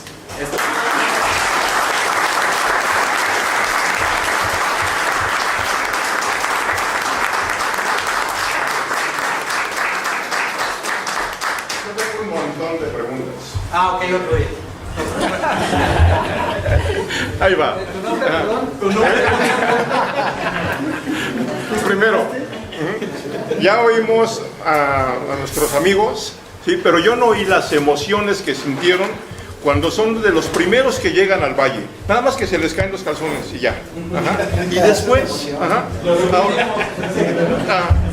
y yo sé que César ha ido muchas veces al valle, y seguramente César, después de esa primera experiencia en esa pared de la primera que escalas con Manuel, en la catedral, seguramente la has escalado después, muchas veces. Ajá. Y la has hecho en horas. O sea, esas emociones, pasársela a aquella gente que todavía no ha estado ahí, y que finalmente eso sí sirva como retroalimentación, porque si no, volvemos a caer en el error. Bueno. Y también, pues, poner nombres, ¿sí? Porque cuando no pone uno nombres como el del 5-8, Sergio, entonces caemos en el error. Bueno, eso que comenta Ricardo, la siguiente vez que escalé esa ruta, iba con Adrián Benítez y con Andrés Prego, que es un amigo español. Dijimos, bueno, ¿y qué tal si hacemos escaladas rápidas? Dijimos, sí, eso es lo que sigue, empezar a hacer algo que, si lo conoces, qué bueno, y si no, no importa, pero es hacerlo más rápido. ¿Qué significa hacerlo más rápido? Tienes siempre que exponer algo, hay que dar algo a cambio, y es bajarle un poquito a la seguridad, un poquito, porque tampoco es algo que a mí me gusta descuidar. Entonces, ¿qué hicimos? Nuevamente nos fuimos caminando desde el campamento, pero ya con una mochila ligerita, con equipo un poquito mejor, un poquito más ligero, no prácticamente el mismo, pero con una mentalidad diferente. Los tres iba a ser un experimento, habíamos hecho rutas cortas juntos. Con Adrián yo ya había escalado antes, un excelente amigo, un excelente escalador. Toda mi confianza con Adrián. Con el amigo español lo acabamos de conocer, pero él infundía confianza. Él de hecho ya se había ido del valle, y cuando ya nos había conocido decidió regresar, porque dijo que puedo hacer más con ellos que con sus amigos españoles. Con ellos no hizo prácticamente nada. Entonces dijo, aquí está la mesa puesta, ¿no? Vamos a aprovechar. Hicimos muy buena amistad y todo, en fin. Esa misma ruta que había hecho yo con Manuel en un día y fracción, yo no tomé el tiempo, no recuerdo, pero yo calculo que hemos de haber hecho los tres por ahí de unas 7 horas, 6 horas tal vez. Y he vuelto y lo he hecho más rápido, lógicamente. Pero la siguiente experiencia similar fue así. ¿Qué es lo que da? Da una satisfacción enorme. Si algo incomparable no lo puedes comprar, no lo puedes medir. Pero eso fue el comienzo también de otras cosas. Pues ya también le tocó a Germán. De ahí nos fuimos a hacer los arcos reales y el Nordón en un día, que era como algo no muy común. Terminas escalando 27 largos, más o menos. Esa hacíamos en 2 jornadas. Hicimos del valle, cumbre valle, hicimos 12 horas y media. Al siguiente año hice 8 y media con otro amigo español. Entonces eso es lo que pasa, que necesitas tener una base y de ahí vas para arriba. Seguro a todos nos ha pasado que vamos, mejoramos lo que ya se hizo, pero siempre tenemos en nuestra cabeza aquella primera ocasión. Sí, claro. Y va a haber gente que tenga también su primera ocasión, ¿sí? Que no le pase lo que nos pasó. Y en ese sentido, yo recuerdo que era esta sensación de sorpresa. No de tener todo controlado, no de tener todo a la mano, pero sí de mantenerte alerta y de mantenerte flexible para las cosas que pudieran pasar. Originalmente habíamos pensado, César y yo, ir solos. Cuando se nos junta Benito, pues órale. Además hay cosas bien interesantes de Benito. Él trabajaba moviendo unas planchas de acero y estaba súper fuerte. Y me acuerdo que llegamos a Fresno, a la tienda de equipo, la de Robbins. Sí, y entonces nos atiende ahí el vendedor. Benito quería comprarse un arnés, le ponen uno y ya, y dice, oye, ¿no quieres probarlo, colgarte de él para ver si está cómodo? Sí, ok. Entonces dice, mira, aquí está la anilla. Ah, pero pues el Benito era chaparrito. Entonces, no, perdón, no. Sí, no dije nada. Y entonces, llega y le dice, te voy a traer un banquito. Y dice Benito, no, ¿para qué? Y agarra la cinta y lo enmosquetona con otra mano. Así, con una mano la vencida, sin calentar, sin nada. Ese era Benito. Y otra cosa que no sé si te he platicado, un día me lo encontré a Benito, yo iba subiendo hacia la Coco, pero él venía corriendo en toda la carretera, en la bajada, pero con tenis de escalada. Se iba a correr con tenis de escalada y luego cascareo, pues ¿para qué cambiarse? Ese era Benito. Ahora también hay una cuestión que no comentamos. No hay fotos de ese viaje porque no teníamos una cámara fotográfica. No teníamos dinero. No había. Y la otra que es muy importante también, en ese entonces el tipo de cambio era tan fluctuante que el peso no valía nada. O sea, sí, exacto. Y fíjate, esa parte es lo que queremos también retomar. No nos inventemos cuentos. Y eso también lo aprendimos allá, lo aprendimos en ese entonces. Fue la época plenamente de las devaluaciones, el peso se empezó a disparar y de todos modos era hacer las cosas, no limitarte por ello. Respecto de estas sensaciones, era eso, estar dispuesto a entrarle. Obviamente el cúmulo de sensaciones, de emociones te apabullan, e incluso hay una cosa que le llaman el síndrome del valle, que llega el momento donde te sientes verdaderamente abrumado y no aguantas permanecer más allá. Todas estas sensaciones, creo es por donde ibas, son normales. El chiste es darse el tiempo y mantenerse flexible para que ocurran. Es normal, es sano. Hay que darse nada más el tiempo para asimilarlas. Y al año siguiente, tú estuviste ahí. Exacto. Sí, Ricardo hizo el primer ascenso a la nariz del capitán, entre otras cosas. Memo, tú querías preguntar, ahorita vamos contigo.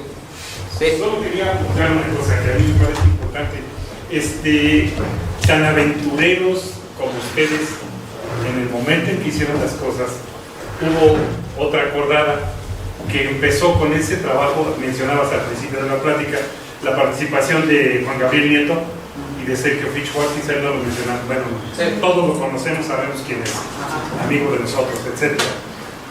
Ellos en el año 72 quisieron lograr el capitán, pero no tenían idea ni de dónde iban. Y como dicen ustedes, llegaron ahí y los batearon. Se prepararon muy duro, descubrieron muchas cosas. Van al año 73. Y un poco antes de irse a Yosemite, también quiero apuntar esto. y que es muy importante porque somos algunos escaladores de esa época. Hubo un escalamiento que logró Juan Gabriel Nieto, no con Sergio Fish, sino con un tipo que ya desapareció del ambiente, pero que fue muy fuerte, también muy sólido, Edgar Campos.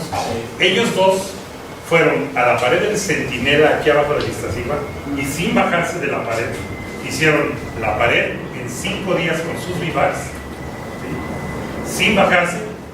¿Y qué creen? Hace 44 años no se repite eso. Es el ascenso único que hubo a la pared del Centinela, por esa vía. Sí. Y creo que vale la pena mencionar, porque Gabriel Nieto fue un tipo también de gran determinación, que fue el que puso la armella que mencionaban en la ruta del Capitán. Sí, cómo no. Y que no nosotros a ver, pero lo quería yo mencionar porque hay personas que dan pláticas en otros lados donde ellos nacieron con el alpinismo y se les olvida que atrás de ellos hay una gran historia y gente de mucha experiencia que pudo lograr grandes cosas, y como ellos no sabían, ellos son los primeros. No, señor, hubo personas que lograron cosas y que son encima de quienes todos nos hemos ido subiendo, claro, en experiencia, claro, para lograr lo que ustedes lograron, un buen viaje para abrir su experiencia. Sí, gracias, sí. Gracias. Aquí tenemos un gran ejemplo, señor Revilla. No hay nada más. No hay nada más. Doc. No, yo quería decir una palabra que oí cuando la vez que fui, porque de los presentes muchos han ido, y me dijeron, vas a sentir yosemitazo. Y yo no sabía, pero creo que los que me están oyendo sí saben lo que quiero decir. Sí. Esa palabra la siente uno como experiencia de vida. En muchas cosas de lo que haces en la vida, en mi oficio me ha pasado. Uno sabe hacer bien las cosas, y el primer día que se enfrenta realmente a esa realidad es cuando se empiezan a hacer de chicle las piernas, ¿no? Sí. Y así había rutas donde a la hora de, yo conozco unos que se pelearon por un pan Bimbo.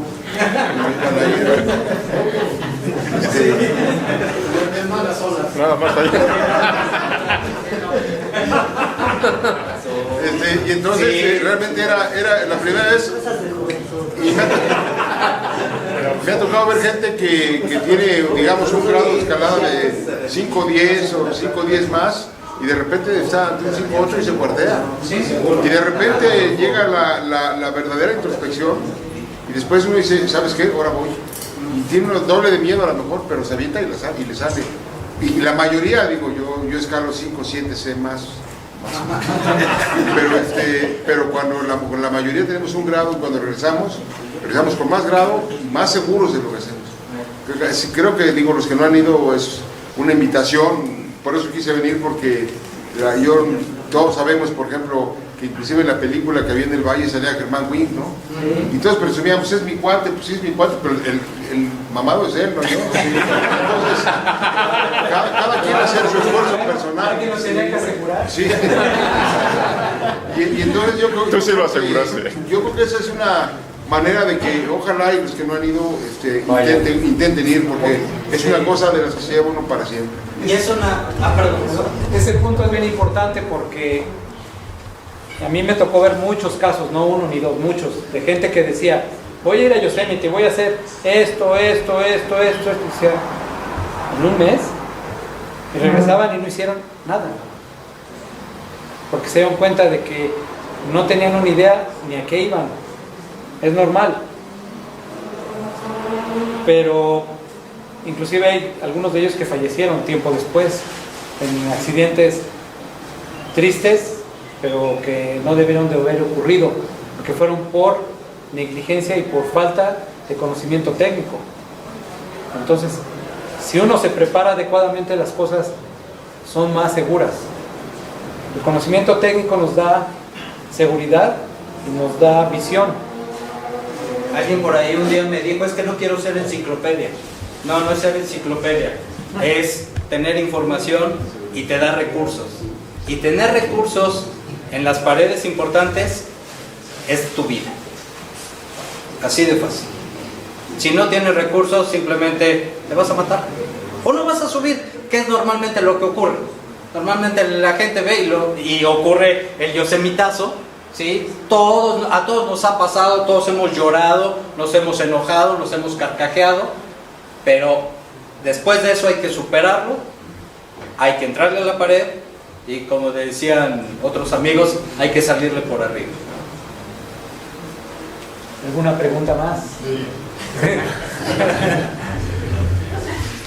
Yo, el nivel de competencia que había y seguramente lo sigue habiendo, ¿qué sentían?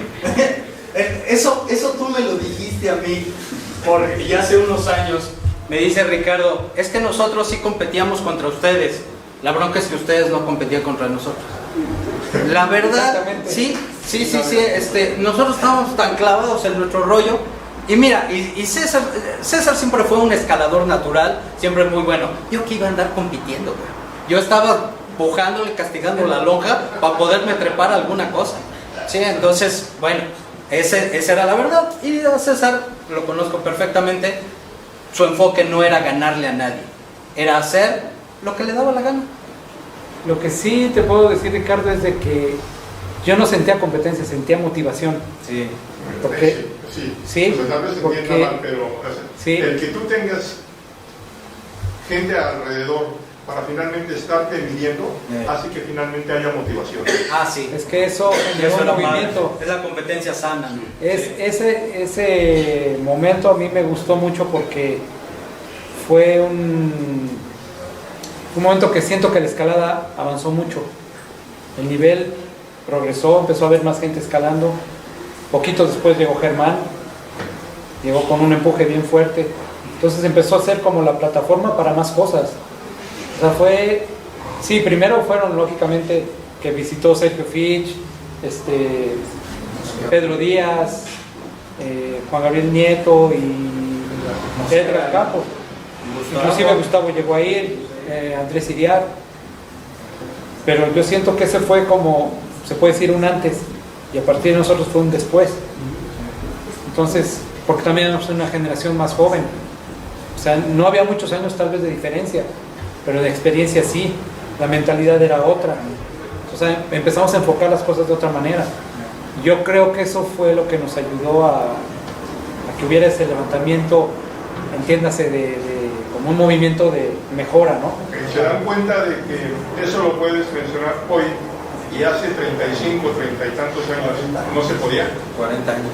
No se podía, pero era una cosa muy curiosa. Perdón, ahorita te doy la palabra, perdón. Sí, ya estamos aquí en diálogo. Sí, pero ocurrió un fenómeno que no ha vuelto a ocurrir, que es que en una pared, en la Coconetla, se reunió un grupo de personas que no pertenecían a un solo club, que eran de diferentes clubes o incluso eran independientes. Los libres, exactamente. Los tigres. En los tigres también nos pusieron. Sí, yo creo que porque andamos con unas garras tremendas, pero bueno, la verdad es que éramos la banda de la Coco, los coconetleros, y coincidíamos con esa visión.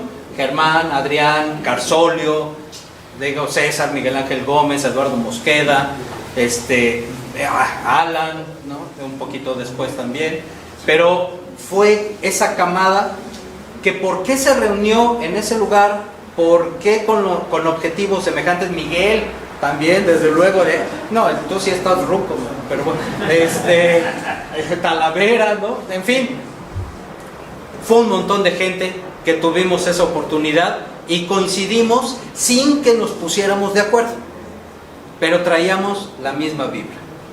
Y eso es algo que yo no he vuelto a ver. A lo mejor ocurre y ojalá, es muy deseable porque esta motivación y competencia sana. Sí. En fin, espérate, ya. Sí. Muchas cosas no las dijeron. Ahorita regresamos, deja a los demás. Sí, perdón, tu nombre es Gustavo Juárez. Gustavo Juárez. La primera es, ¿dónde queda la Coconetla? Ah, excelente. Subiendo por Contreras, tienes que llegar a Contreras y de ahí sale una carreterita que dice Los Dinamos. Y se llama así porque efectivamente había una dínamo que generaba la electricidad con el río Magdalena, que todavía llega hasta San Ángel y demás. En fin, ya hay 4 dínamos. Ahora ya se escala en el primero, en el segundo, en el tercero, ya hay el 4.5, el 1.5. Bueno, Y el cuarto dinamo, que es la Coconetla, que es esta pared, es la pared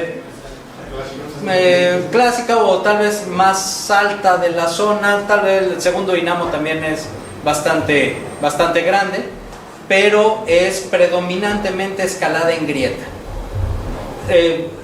¿Sí me entiendes cuando decimos escalada en grieta? Ok, perfecto, no quiero obviar más. Sí. En aquella época cuando llevaban casco. No, No se usaba. el paliacate, sí. Sí. Oye, qué bueno que mencionas. Me voy a salir un poquito del tema, si me permites, porque ahora parece ser, y también mucho es por esta influencia del Facebook, que tienes que traer una cantidad de cosas para estar seguro. Lo único que realmente tenemos que traer y que tener es conocimiento y sentido común. Hay que saber, el equipo no te da seguridad, te la das tú. ¿Sí? Traer casco, si lo sabes usar, perfecto. Si no lo sabes usar, te vas a estar dando de trancazos en la misma pared, ¿no? Entonces, ahora nos llama la atención cómo para ir al volcán sales de La Joya y ya salen con el casco puesto. Pues a menos que vuele una vaca y te caiga encima, no sé qué te va a caer. ¿Sí? Sí. El equipo hay que usarlo, no abusar de él. ¿Sí? No traemos casco. Sí. Ni allá ni aquí. Sí. Alfredo. Es una pregunta. Para nosotros es una cuestión diferente en el sentimiento. ¿Qué siente cada uno cuando escala? Depende. ¿Yo? Ah, bueno. Ok. Mira, para mí escalar realmente es ir de punta en una ruta que no conozco. Si no es eso, es gimnasio. Los yoyos, practicar las rutas, colgarme de ellas, es estar haciendo gimnasio. ¿Sí? En mi mentalidad es escalar así. ¿Qué siento? Terror. ¿Sí? Me sigue dando mucho miedo, sigo sintiendo mariposas, sigo tratando de buscar pretextos para no hacerlo. ¿Sí? Entonces hasta teníamos los dichos, ¿no? El pretexto 28C, ay, las agujetas me quedaron mal, no puedo escalar, ¿no? Entonces sí, todo eso a mí me sigue ocurriendo y es un trabajo en el que tengo que estar continuamente porque conozco mis limitaciones, no porque sea muy sabio, sino porque la verdad siempre me ha costado mucho trabajo y me tengo que enfrentar a eso. ¿Qué hago para eso? Hacer muchas veces las rutas que conozco y eso me da cierta paz, cierta seguridad para poder enfrentar las cosas que no conozco. Bueno, en mi caso es un poquito lo de Manuel. Yo trato de cada año salir a algún lugar a escalar, aunque sea el mismo lugar que he ido antes, puede ser Yosemite, otro lugar, siempre hago algo nuevo, siempre voy por algo diferente. Entonces, es lo que me motiva a seguir. Ahora, ¿qué siento? Pues es algo muy difícil de describir porque es algo que no puedes medir. Entonces, lo que sí puedo decir es que después de tantos años de escalar, me sigue gustando, lo sigo practicando y lo voy a seguir haciendo hasta que pueda. Así.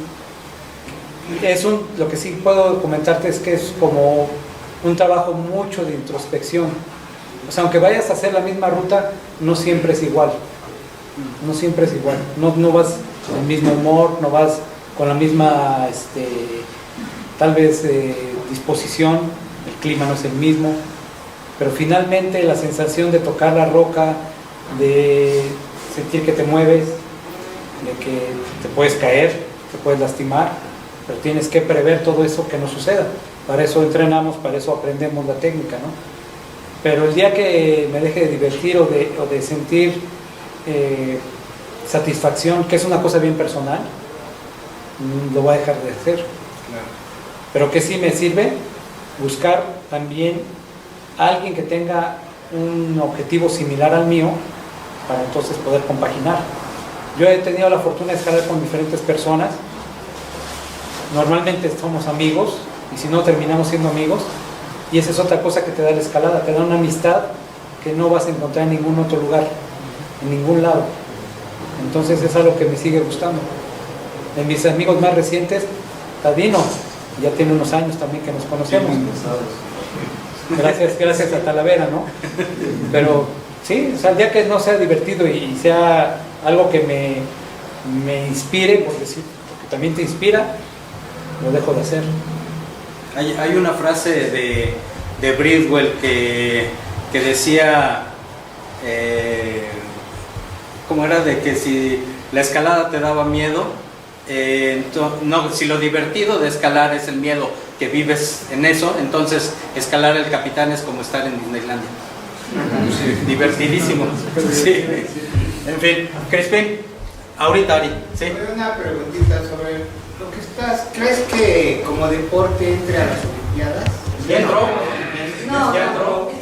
Está como de. Ya hoy es como de exhibición ahorita. Aquí entraríamos en una controversia muy grande.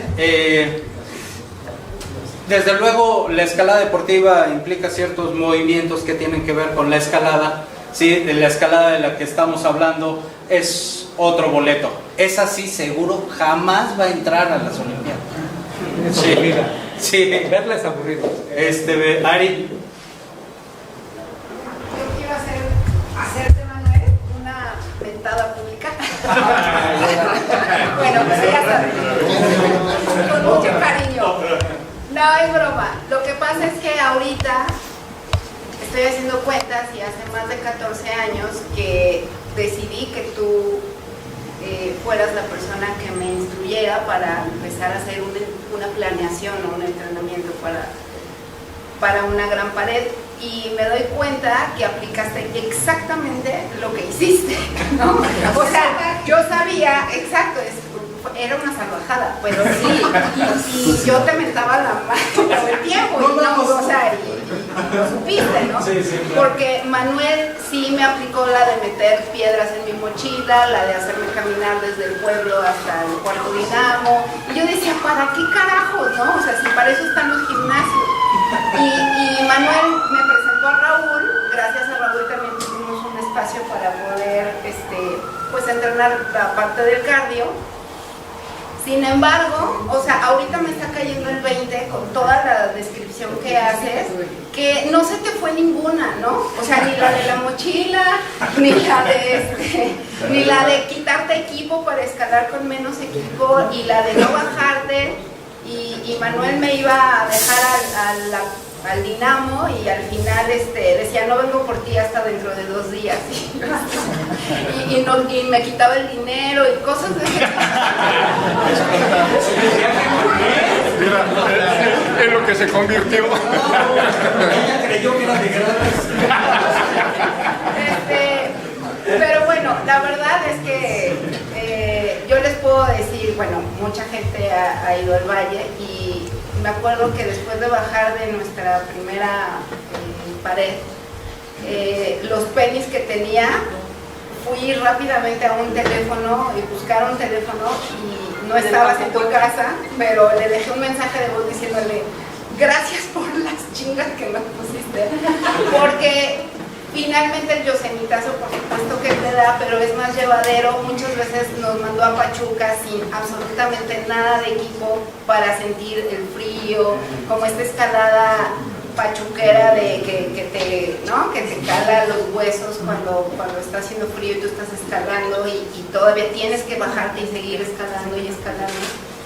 Y bueno, pues ahorita me está cayendo el 20 después de muchos años que no las aplicaste, idéntica.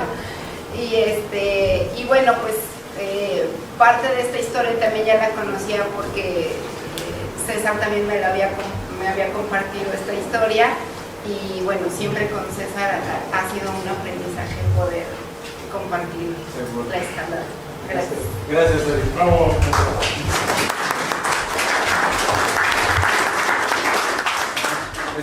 Jaime.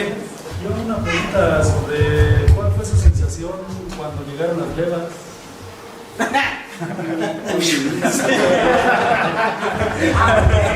Sí. No, pues las utilizaron. ¿Sabes qué es lo interesante de Si ahorita me hace un juego de excéntricos, seguro me subo.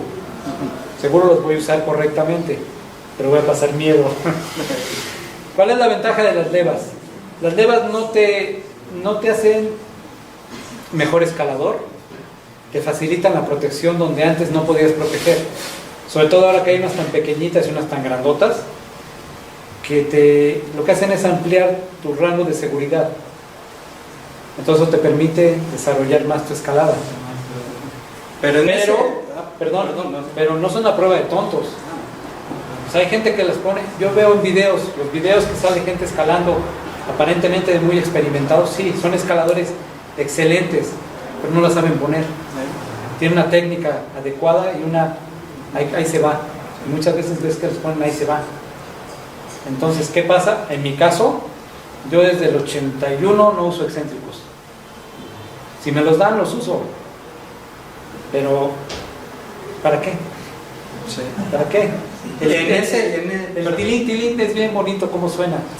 Pero también las levas suenan bonito. Sí. Y en ese entonces, cuando llegaron, teníamos muchas reservas también. Y decíamos que incluso si usabas levas, entonces bájale un grado a la ruta. La verdad era una tontería. Pero como se facilitaba la protección, sentíamos que se facilitaba la escalada. No es cierto, no se facilita, el paso sigue siendo exactamente el mismo, pero esa sensación, esa resistencia al cambio era la que teníamos en un inicio. Después, al ver las ventajas, dices, no, sácate. Y además, por ejemplo, los stoppers no han sido relegados. El stopper sigue siendo básico. Tienes que traer básico, y yo los uso mucho. Yo cargo prácticamente 2 juegos. Y siempre que puedo poner un stopper, lo prefiero a una leva. Siempre. Sí, y aprender a ecualizarlos, en fin, multidireccionales. Hay que clavarse. Afortunadamente ya toda esa información está en internet. Nosotros no teníamos ni computadora. Había que pensarlo. Sí. Bueno, yo me quedé con un minuto. Espérate, es que Talavera. Espérame, Ricardo. Es que Talavera pidió primero. Aquí Ricardo me hace recordar aquí con sus preguntas y la competencia y todo eso. Ajá. Como bien sabíamos, no había competencia tal, o sea, sí íbamos y le quitábamos, cuando alguien liberaba un paso, pues quitábamos el agarre clave o apoyo y le seguíamos dando, pero era como para superarnos cada quien. Pero pues igual andábamos ahí pues con Germán, el Piojo, todos, la bola. Y dentro de eso también me hace recordar si es esa parte de que cada uno pues luchaba para mejorar y que la cordada fuera la mejor, ¿no? Ahora como les platicaba que ahora están creando competidores y pues no puede ser una cordada con un competidor, sino antes eran compañeros de cordada y cada quien se esmeraba de escalar lo más que podía. A veces escalábamos sin cuerdas, con cuerdas, pero era con un fin. En esto de Yosemite, pues yo no pude llegar allá porque la gente aduanal no creyó eso, que me iba a llegar el dinero y me retachó. Pero ya no pude llegar a Yosemite las veces que intenté, pero algo que yo veía que me hizo recordar es que, pues todos saben que yo no nada más escalaba 5.9, veía a los que escalaban 5.8, iban a Yosemite y como magia llegaban y ya escalaban más, o por lo menos intentaban más. Creo que era esa parte de que uno mismo se iba superando mentalmente, físicamente, y veía lo que ustedes vieron, las grandes paredes, eso, bueno, después tuve suerte de ir a otras paredes, pero creo que parte de eso de Yosemite era la magia, ¿no? De que ir y uno se motivaba tanto que llegaba y hacía más cosas acá, ¿no? Que me sorprendían porque yo los veía, pues no escalando mucho, llegaban y intentaban muchas cosas, ¿no? No sé si era esa la clave, ¿no? Hay un punto bien importante también de lo que tocas. Otro cambio fue que dejó de ser, ya no había el concepto como de cordada de un puntero y un segundo. Sí. Cualquiera de los dos puede ser puntero. Eso fue lo que cambió. Antes había una frase, y Memo no me va a dejar mentir, que decía, un buen puntero tiene un buen segundo. Entonces el segundo va a ser siempre segundo. No, llegó un momento en que los dos eran punteros. Entonces ese fue otro cambio también bien importante en ese momento. Ya no era de, ese es mi segundo, no, ese es mi compañero. Y él es tan hábil y tan capaz como yo, o muy similar. Y eso era lo que pasaba. Y la motivación hacía que fueran más parejas las cosas, ¿no? O al menos así lo veo yo. Sí, claro. Richard. Ya nada, casi Talavera iba a hacer eso, pero yo recuerdo que en aquel tiempo se abrían muchas rutas. Y creo que ahora está llegando gente a abrir rutas. ¿Sí? Quiero que ustedes nos expliquen cuáles eran las motivaciones que había por parte de aquellos aperturistas y cuáles son las de ahora y por qué se está generando esa controversia. Bueno, es un tema ético. Nos estamos metiendo en un terreno bien escabroso. Yo sé que es duro. Lo que pasa es que ahora... Y yo sé que se sale totalmente del tema del 79 que estoy viniendo hasta acá, pero creo que es necesario ya que estamos muchos. No, y ¿sabes qué pasa? Perdón por la interrupción. Sí, adelante. Creo que ahorita muchos escaladores van y están reabriendo las rutas que varios abrieron. Van y creen que es nueva, simple y sencillamente porque le encuentran con dalias, musgo, porque muchas rutas se dejaron de hacer. No sé si recuerdas la última vez que fui a la Coconetla en enero, que limpiaste la Marlon Brando y la vas a abrir. ¿No? O sea, una cosa así. No, fue ¿cómo se llama? La Salvador Allende. La Salvador Allende. Sí, la relimpiamos. Bueno, una ruta que fue escalada en 1973. ¿Cómo se llama ahora? Igual. Y dice la ruta, cuando yo la verdad, en enero cuando regresé, que fui con Richard, no recordaba muchas rutas. Sí, esa taxi por aquí te subiste. ¿Alguna vez? Pero pasa, ahora las nuevas generaciones están llegando con el afán de querer abrir lo que ya se abrió por ignorancia, o sea, vamos, en el buen sentido de la palabra ignorancia, no tiene la obligación de conocer las rutas, y otra en este afán, cuasi bíblico, de decir, güey, estoy dejando mi marca. ¿Sí me explico? Y abren cosas o ponen bots en lugares absolutamente absurdos. No porque no se pueda. Alguna vez se va a poder abrir, pero les gusta llegar y poner bots sobre esto. Y dicen, aquí a huevo algún día nos vamos a subir. Y dicen, está bien. Sí, algún día. Pero no ellos. Vamos. Luego no están aterrizados. No sé si me explico. Sí, muy claro. Lo que yo considero es que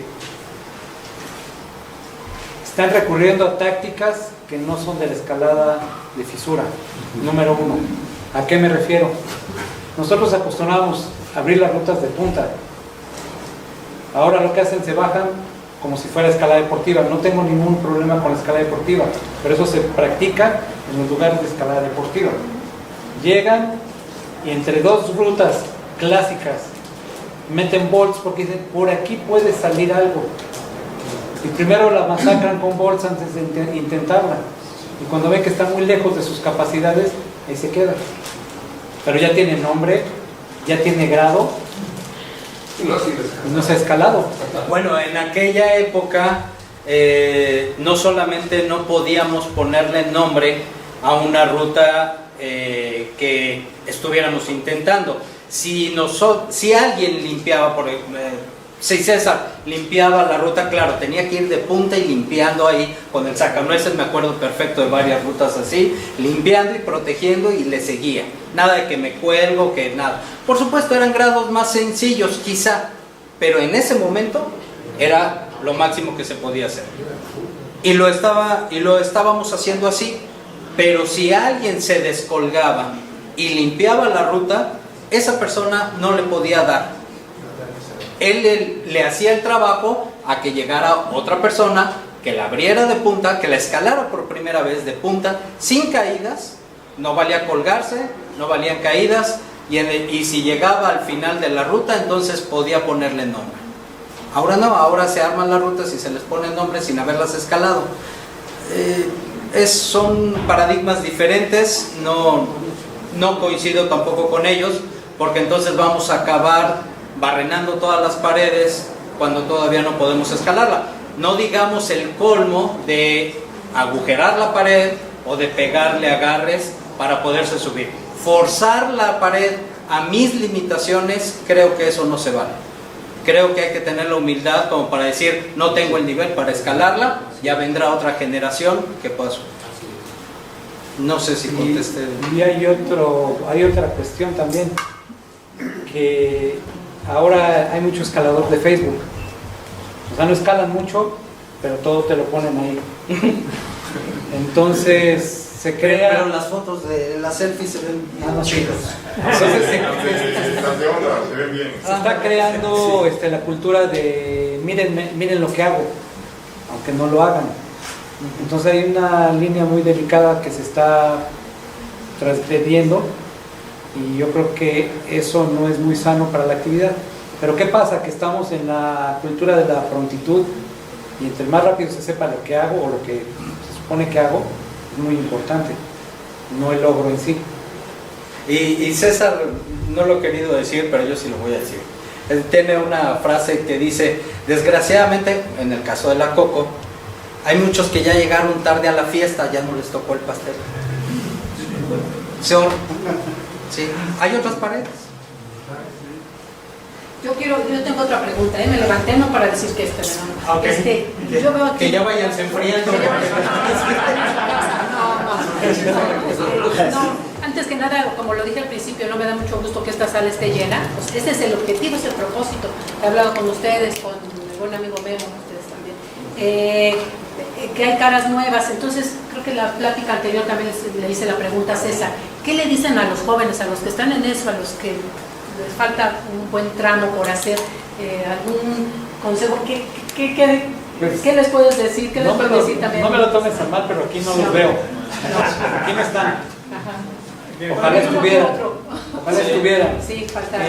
Básicamente esta gente conocida, la gran mayoría, y algunos tal vez no conocían ciertas cosas de lo que ha sucedido. Esto es más bien como una pequeña reseña de lo que vivimos. Digamos, es nuestra vivencia, nuestra realidad. Pero ¿yo qué le podría sugerir a alguien que empieza o que es relativamente nuevo? Pues primero que se ponga a entrenar y que tenga muy claro qué quiere hacer antes de que lo ponga por ahí en Facebook. O sea, ahora la gente pretende ser antes de ser. El problema es que son apariencias. Entonces primero hay que ser y luego que hagan. Y luego platicar. Sí, eso es lo que se refiere la piel del oso, es eso precisamente. Y luego hay otro, luego yo no estoy en contra es una profesión muy vieja y muy respetable la del guía de montaña, pero ahora se está abusando para tener ciertos logros, yo pago para comprar mi experiencia, y si esa persona no le pago, yo no subo. Entonces, ¿dónde está mi aprendizaje? ¿Dónde está lo que tengo que desarrollar como persona, como escalador? Entonces, comprar experiencias se me hace un poquito triste. Y luego me lo publico, miren lo que hice. No sé, yo ando en otro lado, ando en otra corriente, pero a mí eso me da tristeza. Entonces, primero hay que aprender a hacer las cosas de una manera segura, acercarse a gente que sepa. No necesariamente tiene que ser Manuel o yo, hay mucha gente que sabe, pero hay que ubicarlos. Hay mucho charlatán también, y mucho charlatán con montones de seguidores y que se sienten autoridad, y si uno los sienta y les hace un examen técnico, así de escrito, seguro que no lo aprueban. A lo mejor el escrito sí, el práctico. Bueno, ese viene después, ese menos. Fíjate, en mi caso, perdón. No, básicamente así es mi punto de vista, ¿no? Y puedo estar equivocado, por supuesto. No, y también lo pregunto porque varias secciones, bueno, como todos lo saben, ¿no? Inmediatamente Jalapa dijo, oye, dice, grabas la plática, por favor, de ellos, ¿no? Entonces igual ellos están ávidos de saber, de conocer. A eso también esto se va a publicar con ellos, con todas nuestras 10 secciones, ¿no? Se va a Jalapa, Guadalajara, Huatulco, que son, bueno, y a los demás, ¿no? Entonces, esto no se queda aquí, sino vamos a seguir pasando, ¿no? Porque sí es cierto, a veces es picar piedra, tienes toda la razón, ¿no? O sea, ¿dónde está la gente de Roca, de Cañón? O sea, se invitan. Nosotros, mesa directiva, hacemos un esfuerzo ¿sí? Por traerlos a ustedes, porque sabemos que disponemos de su tiempo, yo estoy dándoles lata, y entonces ¿cuándo? Ándale, ¿no? Y que ustedes accedan, entonces eso no se va a quedar aquí, o sea, eso nos encargamos de difundirlo. Gracias, sí. Gracias. Volviendo a tu pregunta, en mi caso no hay, ¿para qué tanta prisa? Dense el tiempo, apréndanlo, tengan claro qué es lo que quieren. Yo creo que, bueno, hasta filosóficamente es súper estudiado que lo más difícil es saber lo que uno quiere. Bueno, si tienen la fortuna, recuerdo hace unas semanas que conocí a Erin, le comenté que afortunadamente ya había llegado a la edad en la que me di cuenta que lo que más quería era escalar. Poder descubrir que eso es lo que quieres. Lo siguiente es más sencillo, porque nada más es encontrar cómo. Tengo que entrenar, tengo que leer, tengo que prepararme, no me la tengo que creer que ya soy Ultraman, no. Hay pasos, darse el tiempo y escalar. Si es lo que quieren, escalen. Los chavos, los grandes, cualquiera. El chiste es comprometerse a las cosas. Bueno, no era para terminar, no sé si tenga alguien algo más aprovechando. Ricardo. Agarren a Richard. Lo que Memo dijo hace rato, a mí siempre se me ha hecho importante la primera cordada que escaló el capitán. Ajá. Memo, ¿te acuerdas que, o sea, tú mencionaste que se puso un golo, ¿verdad? Una bella. Bueno, ok. Llegó Ray Ardin al campamento base, eso me lo dijo Pedro, en la Coconetla, y dice, ¿quién puso esa porquería ahí? Ajá. Y entonces ellos pues asustados ante el tamaño de Ray Ardin, pues fuimos nosotros. Dice, es una buena pieza de museo y ahí la vamos a dejar, por eso sigue ahí. Sí, se usa y se usa. Bueno, pues no hay más. Bueno, entonces pues, creo que me queda nada más que darle las gracias. De veras, yo sé que insistí, pero la verdad que no insistí mucho, o sea, yo sé que lo hacen con gusto.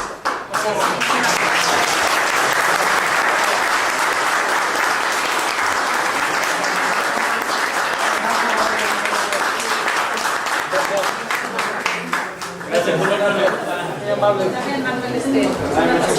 Oye, muchas gracias. Gracias.